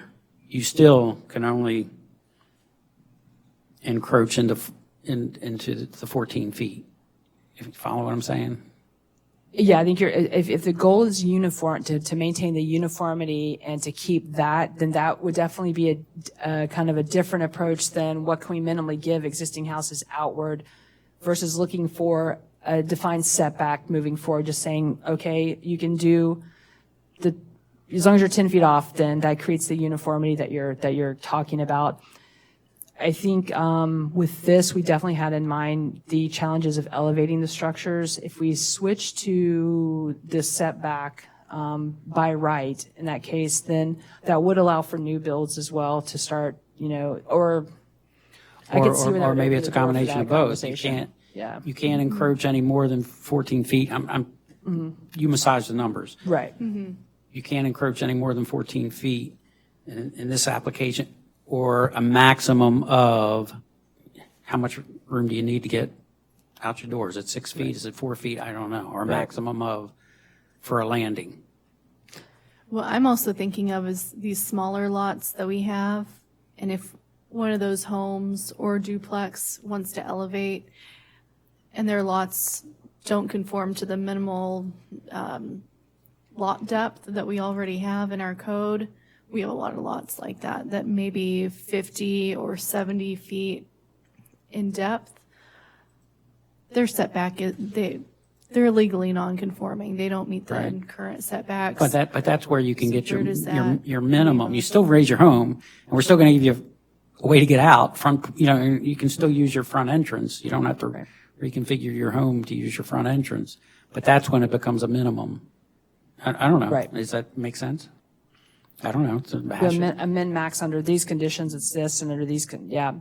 And I agree too, I don't want to But if you're already leave the set bare back at minimum. 22 or 24 feet, and if you want to make it a little nicer deck on it, why be penalized? Because again, what's the reason for the restriction? The reason for the restriction is to try to maintain uniformity up and down the street. And then on the back, it's not so much about access. It's about that uniformity. Right. I really love the idea of cantilever up to 4 Yes. feet. I think that's fantastic. So with the front, if we wanted to, I'm just thinking through this.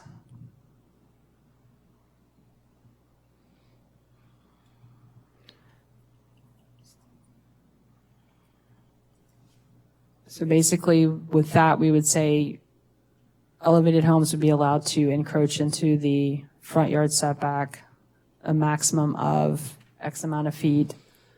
And then that way, if they already have the 4 feet, because they're already set back further, they still get that minimum encroachment allowance to help build out. Is kind of what you're looking for is. Yeah, I mean, if Is you're that- trying yeah. to make something a little, like the 10 foot we have on, Yep. I'm sorry, I forgot the name, but on the third document, we have a 10-foot balcony that's in the front.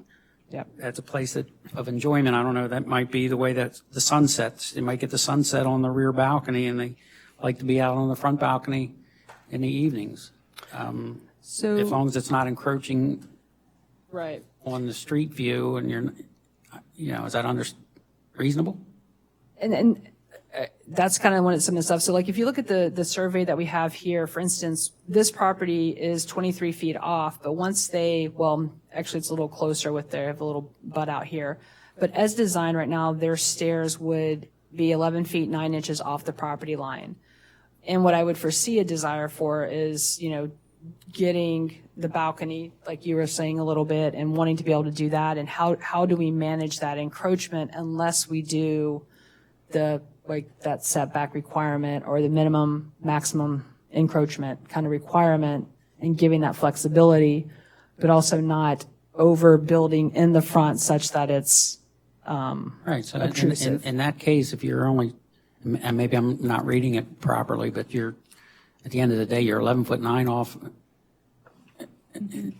off the property off line, the but property you're, line, but you're probably where, 20 something feet off the road. if that was a minimum of 14, well, they're going to have to reconfigure those stairs somehow. Right. Yeah, so if they had to maintain the minimum of 14, they would have to reconfigure their stairs in some capacity. Right. And for this one, that would probably, if we gave them that option, that would be, give me 1 second. So like with these guys, then yes, and they've kind of already done that, because once they hit that landing now, they've actually pushed it back in towards the rear of the house and then back down. So they had the flexibility and the ability to do that, because technically when you're lifting, it's obviously wide open underneath at that point in time, until such time as they put the walls in, or Right. perimeter walls or But whatever. there would be a way to build those set of stairs. And you just wouldn't have that landing. Maybe you would extend the deck under those 2 windows to the left. Right. And then come straight down, but it's only Exactly. 4 foot wide, basically, for the stairs. They get the flexibility to do that, yeah. And that's what we're trying to kind of figure out is the best way to capture that.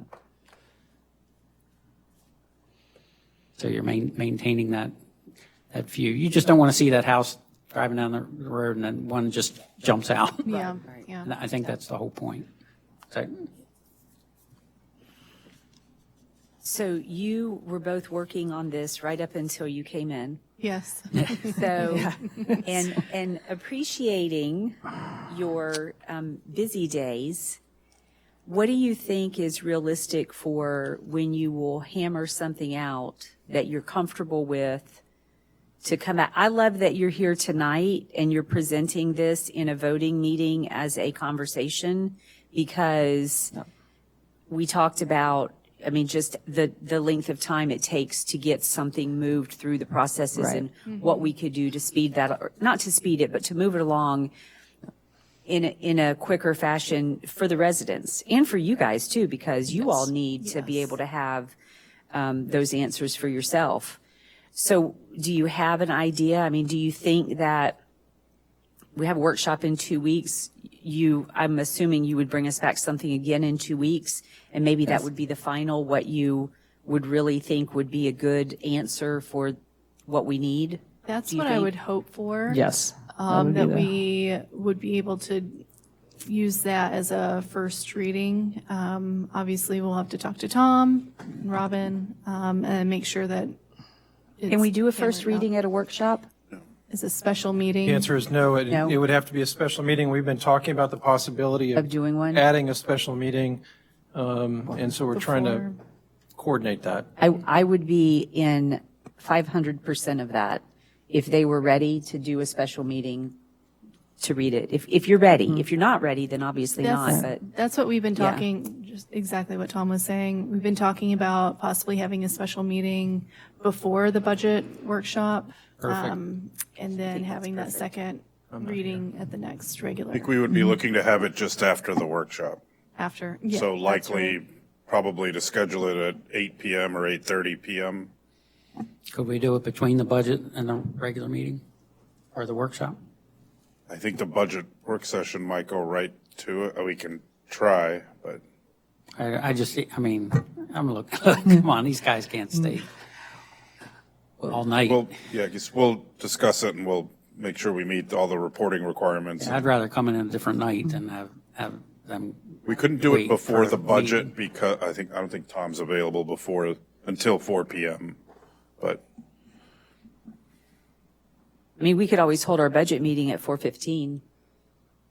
Yeah, I mean, We could do the special meeting at 4, and because I see where you're headed. right, and if we the do budget it meeting runs after our over, then we meeting- take a 15-minute recess. Let's do that. Okay. Let's set it at 4, special meeting. Now, that puts the pressure on you because you have to deliver on 4 by in 2 weeks. Madam Mayor, if I Yes. may, some cities do not consider a stairwell a structure as long as it's open to the air. In other words, some cities don't require any necessarily setbacks from the property lines to the stairwell as long as it's open. It's not considered a structure. I just want to put that out there for some thoughts.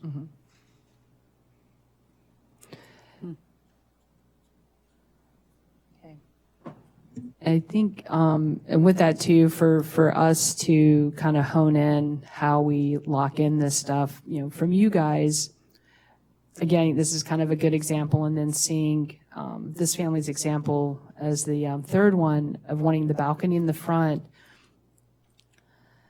is that our goal is to be able to, like the whole front of maybe this structure, would you see if they wanted to have a balcony that we find a way to give them the full length of the house, a little bit of balcony, or would you like to see us lock it into maybe the size they're showing now?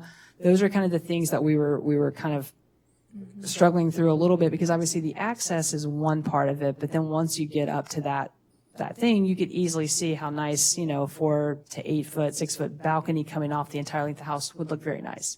So we have to My figure out. house, If it was my house, I would want the balcony the full length. I mean. Exactly. And if you think about it, since you brought it up, if you think about it from an aesthetic, driving down the street and what are you looking at?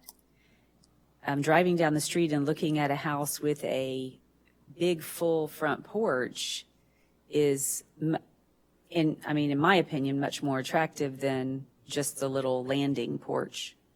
Yes. And if you're letting them encroach, what's the difference? They're in the air, so they're not taking up ground space. They're up high.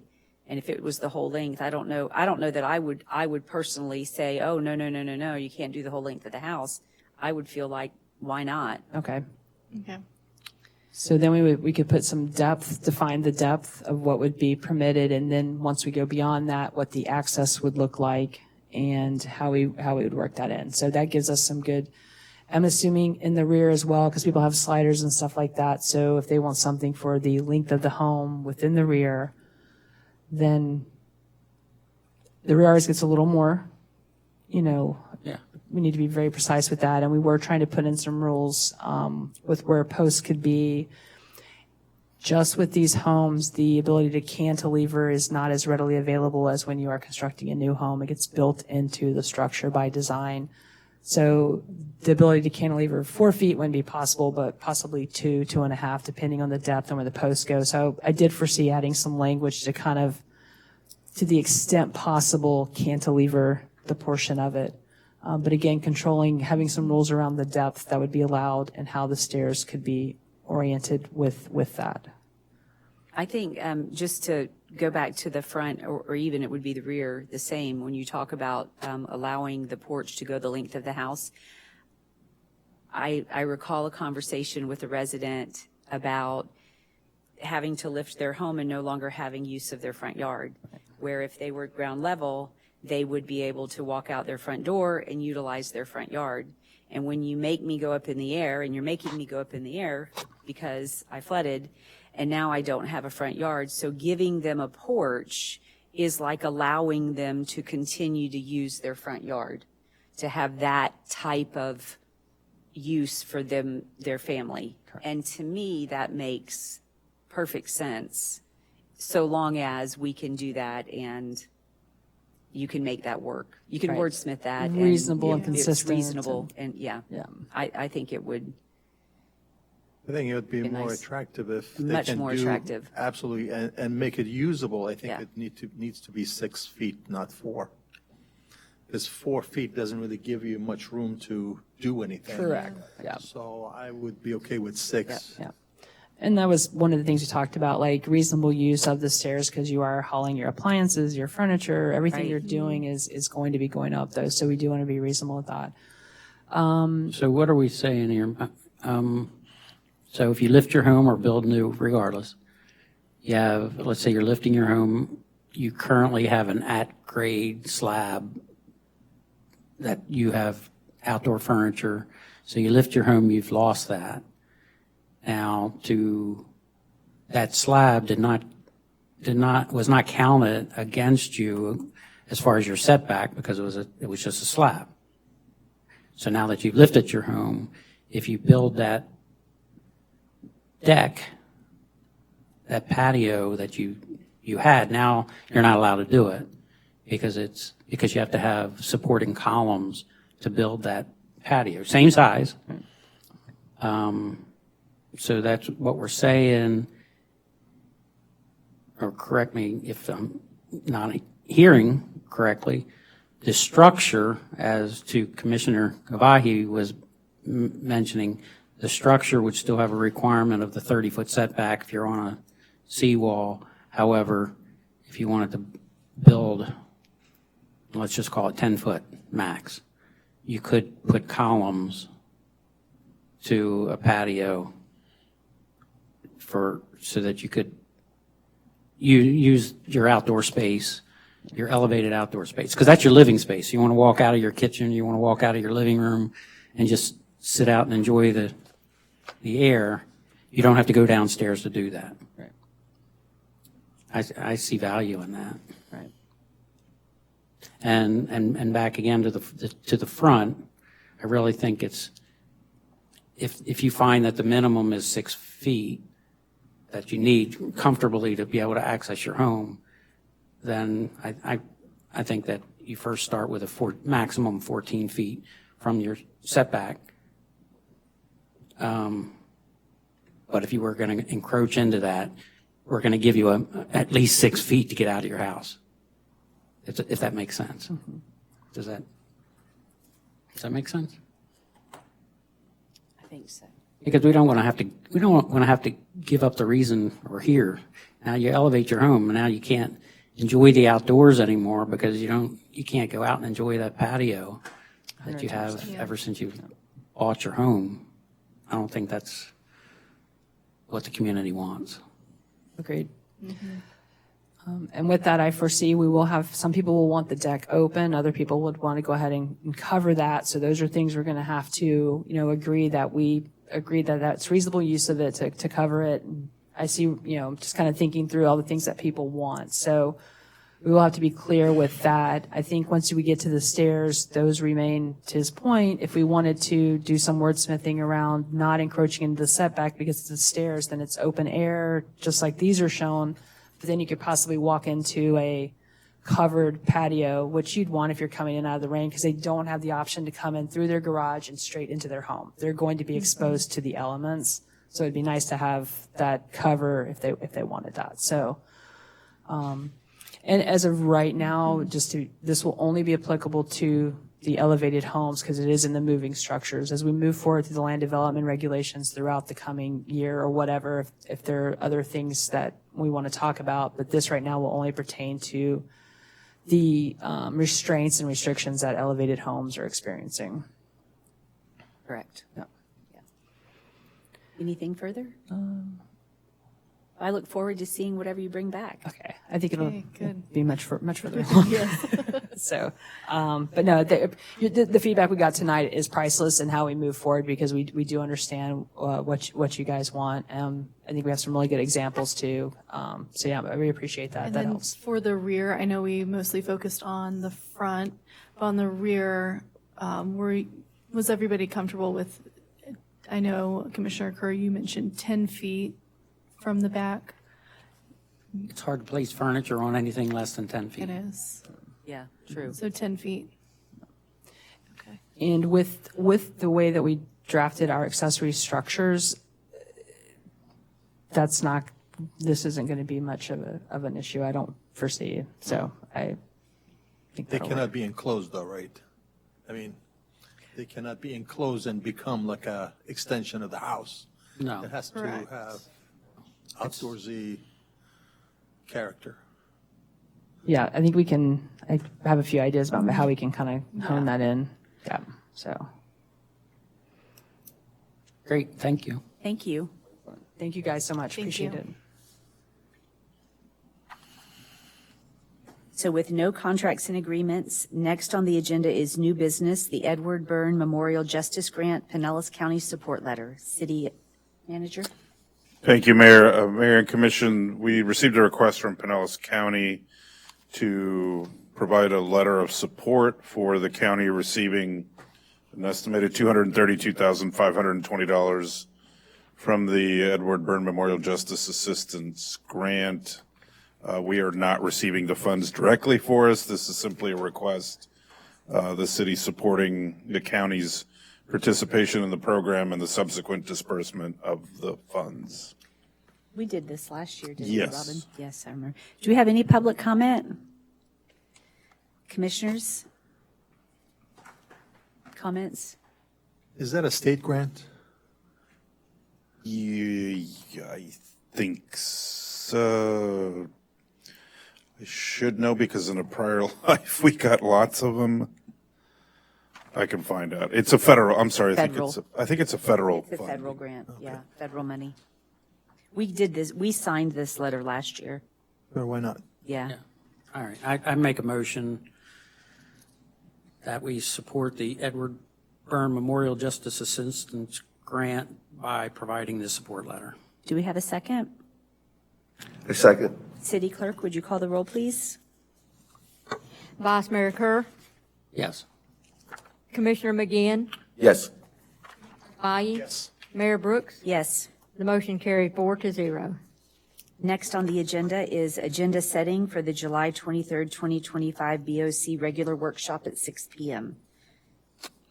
City And Manager? thank you, Mayor and Commission. So the items for our next workshop on the 23rd of July, impact fees will be first. We'll discuss a special magistrate lien at the listed address, update on the Johns Pass dredging, information on the potential murals at Johns Pass Park, at our municipal marina, and in our ROC park. That's why it lists recreation. We will discuss nonconformances and open sky ordinances. We'll provide the monthly post-storm update. Discuss an update to our sanitation ordinance to require dumpster enclosures, a Trueback trailer purchase, 2 items to add to that we will add to this list. One is FDEP resiliency grants and our IT Integris virtual Chief Information Security Officer. Robin, could we also add the jetty? An update on the jetty? Update on the Johns Pass jetty. And could we also have an update on the letter to the state for the marina? Yep. This goes way back several months. Mm-hmm. And then could we also have, could we talk about, for the public's benefit and for ours as well, the code enforcement on the sunken boats and like pools with that are green, the houses that are damaged that haven't been touched, so that we could have an open discussion on how that is handled and that process? I get asked that a lot. And where are we? Right, and where are we, kind of to get updates on that? And then could we also talk about strategic planning as a topic? And you gave us this one time, this damage assessment book. Will we get a new one of these? This is, I have a name tag on it. You can't see past that, but it was the full damage yes, assessment yeah, for the, we'll will we have- get one of these updated? Yes. Okay. That was super helpful when we got that. Commission? I know we just had a groundbreaking for the honors court. Just wondered when we would put a shovel in the ground. Oh.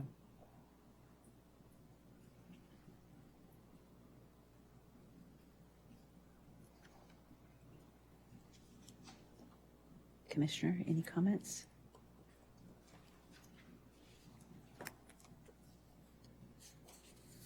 I also personally would like to discuss have the sheriff's department present, possibly to give us information on the EV bicycles that are, what the rules and regulations are for those. I think you and I talked about that before, right? Madam Mayor, I'm sorry. Yes, I no. just had 2 other items that I just had forgotten to mention. Talking about 150th Avenue and DOT, at least start a conversation with them when they would resurface 150th Avenue. Right now, there are a lot of potholes, and it's pretty dangerous. I drive on it pretty often, and, you know, you kind of sometimes you wear around it, and there's another car next to you, and you have to slow down and so forth and so on. So I think we need to possibly reach out with DOT and see when they are going to resurface and repair 150th Avenue. And then the other item I was thinking was that we just had the ceremonial items and key to the city and certifications and things like that. But I was also thinking, okay, well, how do we encourage people to tap into these items, and can we create a situation where people can get involved and actually work really hard to be able to be recognized? So you'd like to have a conversation on how we do that? Yes. Yeah. You know, we had talked about some heroes that were here during the past hurricane season, and I think we can probably look at that and say, you know, you guys did a wonderful job. We would like to recognize you or nominate you, for instance, for a We can do that. I don't see why we couldn't do that at the workshop. That'd be a great time to talk about and get more in depth in what we're giving out and how to approach that. And I think that's a great idea. Anything further? Robin, do you have anything additional? No, not for next commission workshop. Well, we'll be busy. Yeah. But I think a lot of that stuff will be quick. It's just getting the updates. It won't be a lot of necessary time. Next on the agenda is reports and correspondence, Board of Commissioners 2025 Board of Commissioners meeting schedule. Any updates or changes? We will bring you, to the updates or changes to the 2025 schedule. Meeting. So we will add here a special meeting for July 23rd. We're going to discuss internally. It appears likely the best time might be right before the commission, in between the two meetings. But I'll email the commission to confirm, and we will meet the advertising requirements for that meeting. Okay. Any public comment? Commissioners, any comments? Sorry, Mayor, one more. At the July meeting, July 23rd workshop, we will bring you the proposed schedule for calendar year 2026, just so you have a quick look at it. Okay, thank you. Next on the agenda is Board of Commissioners meeting report, January 1st, 2025 through June 30th, 2025. City Clerk? Yes, it's updated through June. And if anybody would like any changes, still let me know. And I hope you do take the time. And it's, after a while, it's going to be a good document to refer back to. It's an easy way to go back and look something up. And I'd like a good way, because the clerk's office doesn't have any real way to send out stuff to the community, but we're looking into finding some way of, like other departments have for communication, and maybe that would be something good, and lay them out on the table to send them out to people. Do we have any public comment? Commissioners, any comments? My only comment is I would like to thank again the presenters from Pinellas County Mosquito Control. That was a great presentation, and I'm very hopeful that the community was dialed in tonight, because could really use your assistance. And you stayed the whole meeting, almost. It's impressive. Thank you. Next on the agenda is City Attorney. Mayor, Commissioners, I want to let you know that I did receive information from the attorneys that are handling the fire station litigation. All the settlement proceeds have been received. I did ask the paralegal for the attorney handling it when we were going to receive those funds. I asked, I think Monday. I have not gotten a response back to that email, but hopefully it'll be within the next couple of days. The city will receive the money. Once we receive it, I will notify you to let you know that we have it in hand. So we're very close. Thank you. Do we have any public comment? Commission, any comments? Next on the agenda is the city manager's report for June 2025. Thank you, Mayor. And it's in the packet. I'll go through some of the highlights for June 2025. As I've shared in the past, June tends to be a little bit of a transition month as we get into the start of storm season, gets ridiculously hot, humid, typical Florida summers. Of course, we're still in our rebuilding part from the two storms in the fall or end of summer. So we continue, again, getting our priority to get residents and property owners back into their homes. I think we continue to address that every day that staff is working, and we certainly discuss it quite a bit at these meetings, so that continues obviously through every month, every day that we're here. The report just kind of goes through a variety of different reminders of how the public can communicate with us through website, calling, coming in person, coming to these meetings, et cetera, coming to between the workshops and the regular workshops, the budget workshops. Also additional reminders of, again, since we're in the summer, to stay hydrated, make sure that if you do go out in the be mindful of storms, just as we had one here 2 weeks ago that had some hail and wind. I know of a couple of people that got caught outside in it.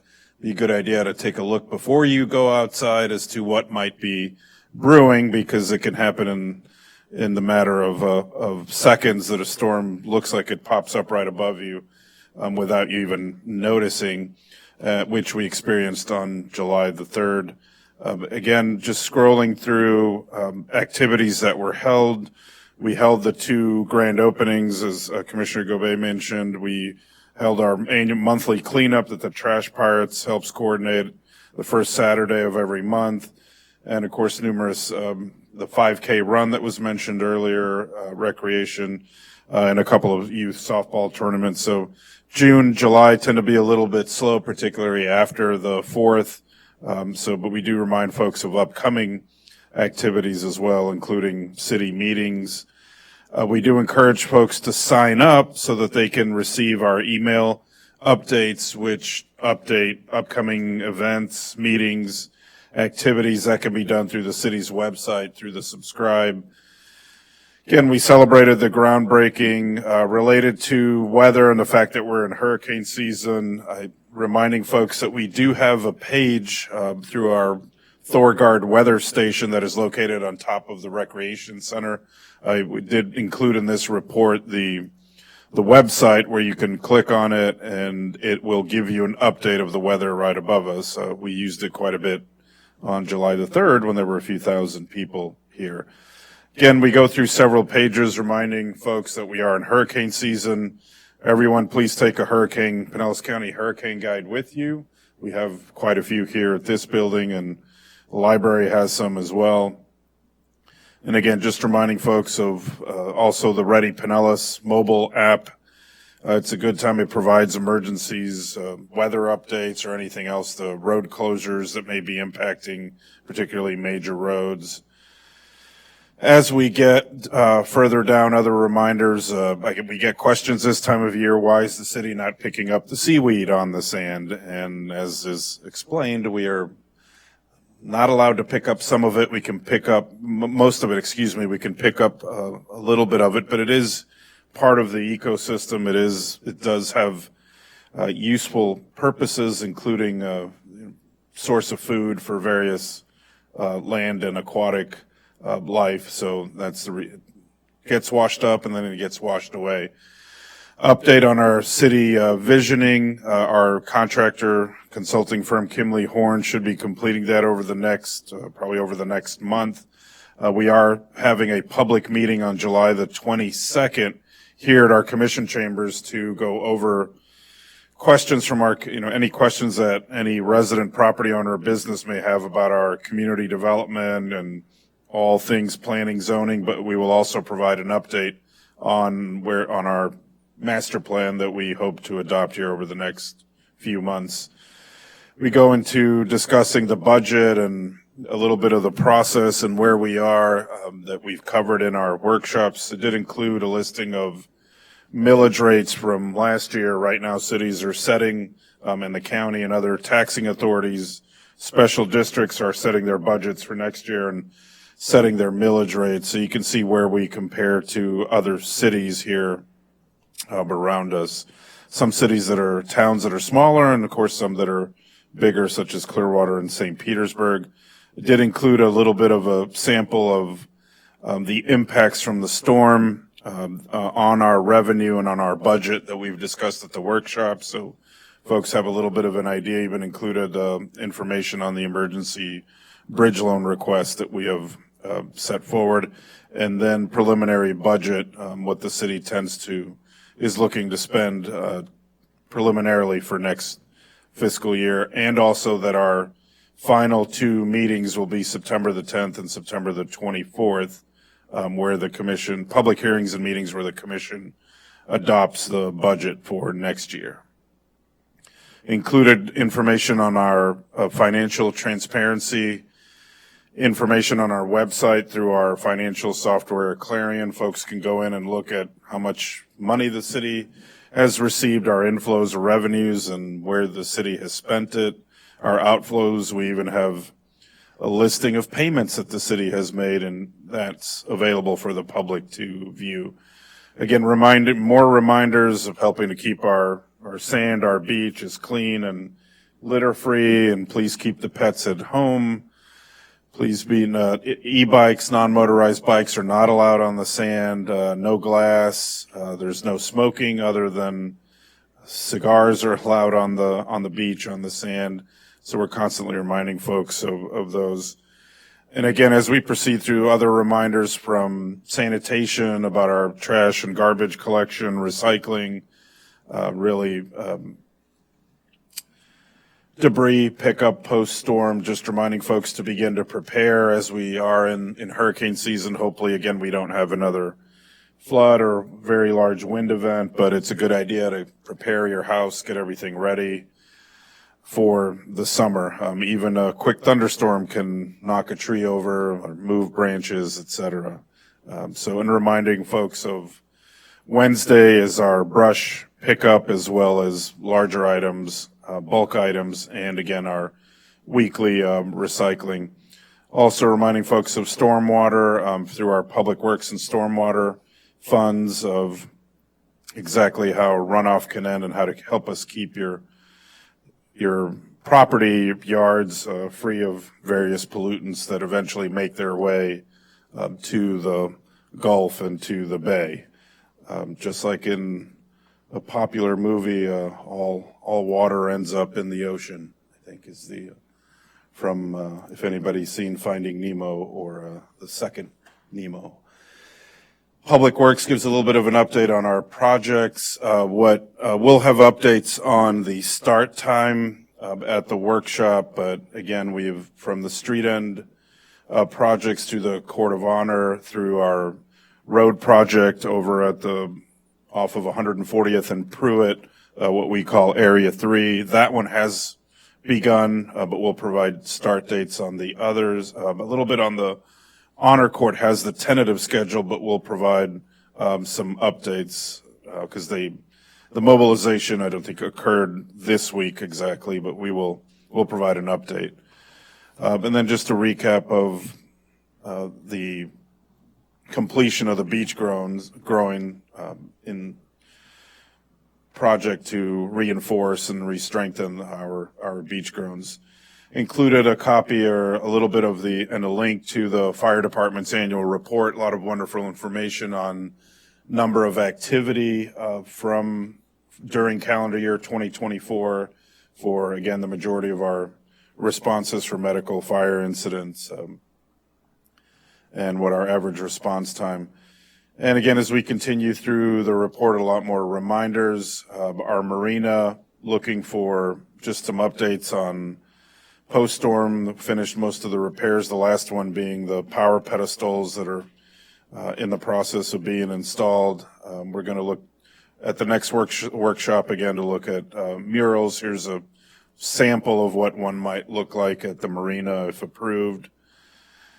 We will have some more updates as we go on regarding revenue for the marina. Just didn't get it in time. Same for parking, reminding our residents that they can obtain up to three vehicles that can be registered and ability to park for free at city parking spaces. And also just included the revenue for June of 2025, which was the month that we collected the largest number of parking fees in a single month. Keep in mind, we did increase our hourly parking fee back in October from $3 an hour to $4 an hour. So we are now, relative to our every city, well, the Treasure Island, St. Pete Beach are at the same rate, even a little bit higher than we are now for parking. The Reddingtons are at $4 an hour.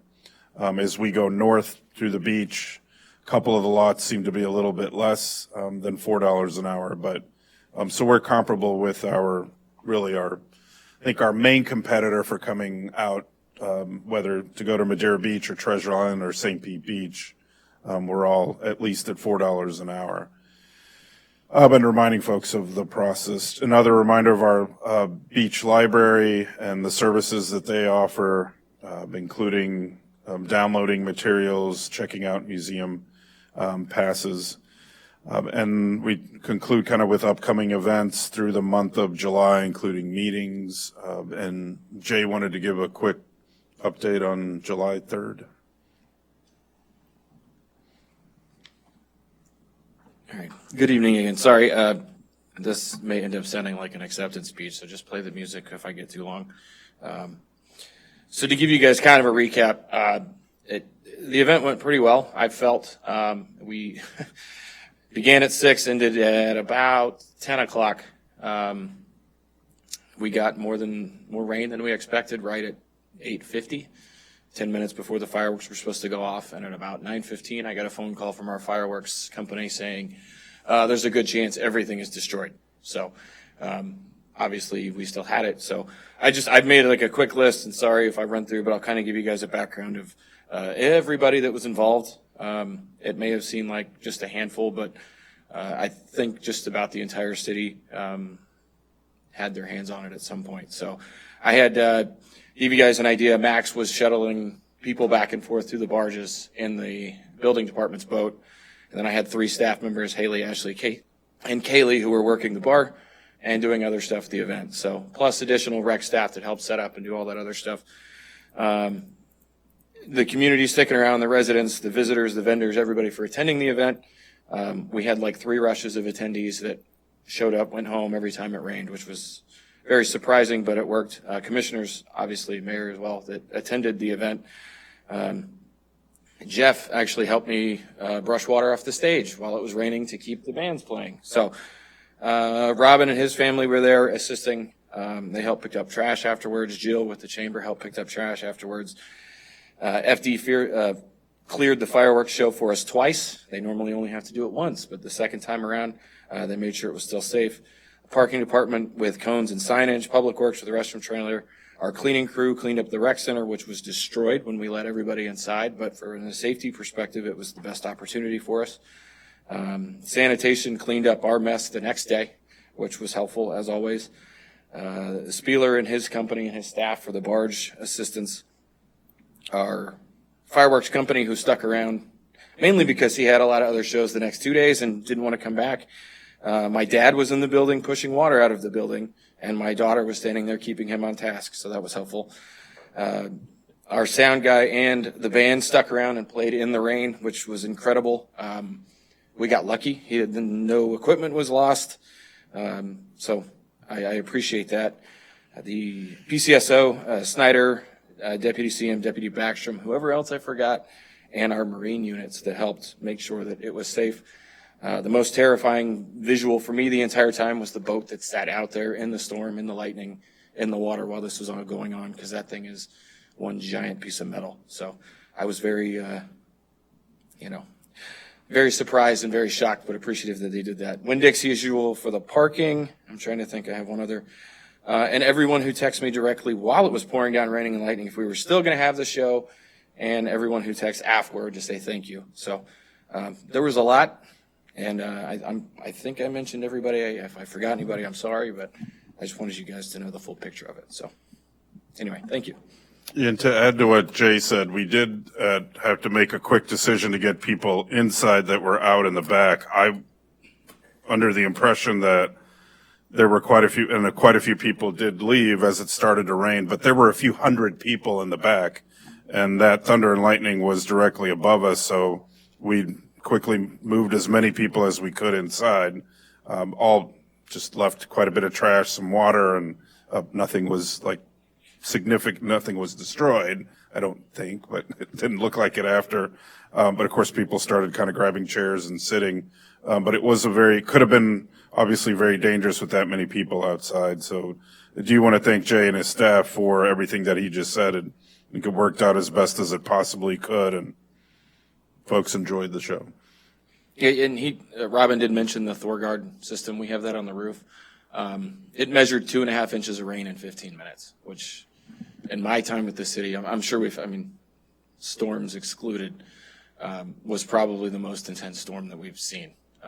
It was, one of the vendors said he got out of his truck and the water was up to his knees in the field, which is crazy. And even after all that rain, we got off the field and there was very minimal damage. So we got lucky, but again, it wasn't just one or two of us, it was a whole group. So thank you.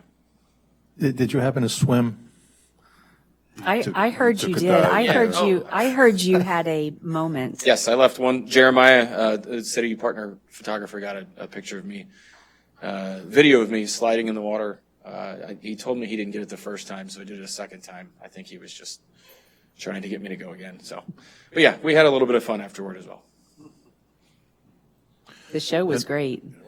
In spite of it, the show was great. There was only like maybe one or two duds that you could notice. If there was more, you couldn't notice it because it was a good show. Yes, sorry, last point. So on the barge, he actually showed me at the very end. We have these, they use 6-inch shells, mortars. He had 4 of them out of the entire show that didn't go off. And then there was one section of tubing that were some smaller ones, maybe half the size of this podium, that didn't. He said 98% of the show launched, and Yeah. the rest of it was. It was a great show. It was extreme. I mean, he covered it with plastic, did everything he could. It's good that he knows what he's doing, so. So Mayor and Commission, we'll have, as we go on, try to kind of upgrade the report a little bit more, have some more data. It's difficult as to try to meet the agenda time to include all the statistics, but we will have more as we go forward each month, just to show you some more revenue and expense. Your conversations with the mayor is incorrect. It's not at City Hall. Yeah, this came out right before we changed it. Okay. It's going to be at the Friendly It's a Fisherman. Friendly Fisherman. Thank you, Robin. Do we have any public comment? Commissioners, any comments additional? Wonderful evening. What? Yes. So next on the agenda is Board of Commissioners correspondence. Do you have anything to correspond? Any public comment? Then if nothing further, it is 8:25. We are adjourned.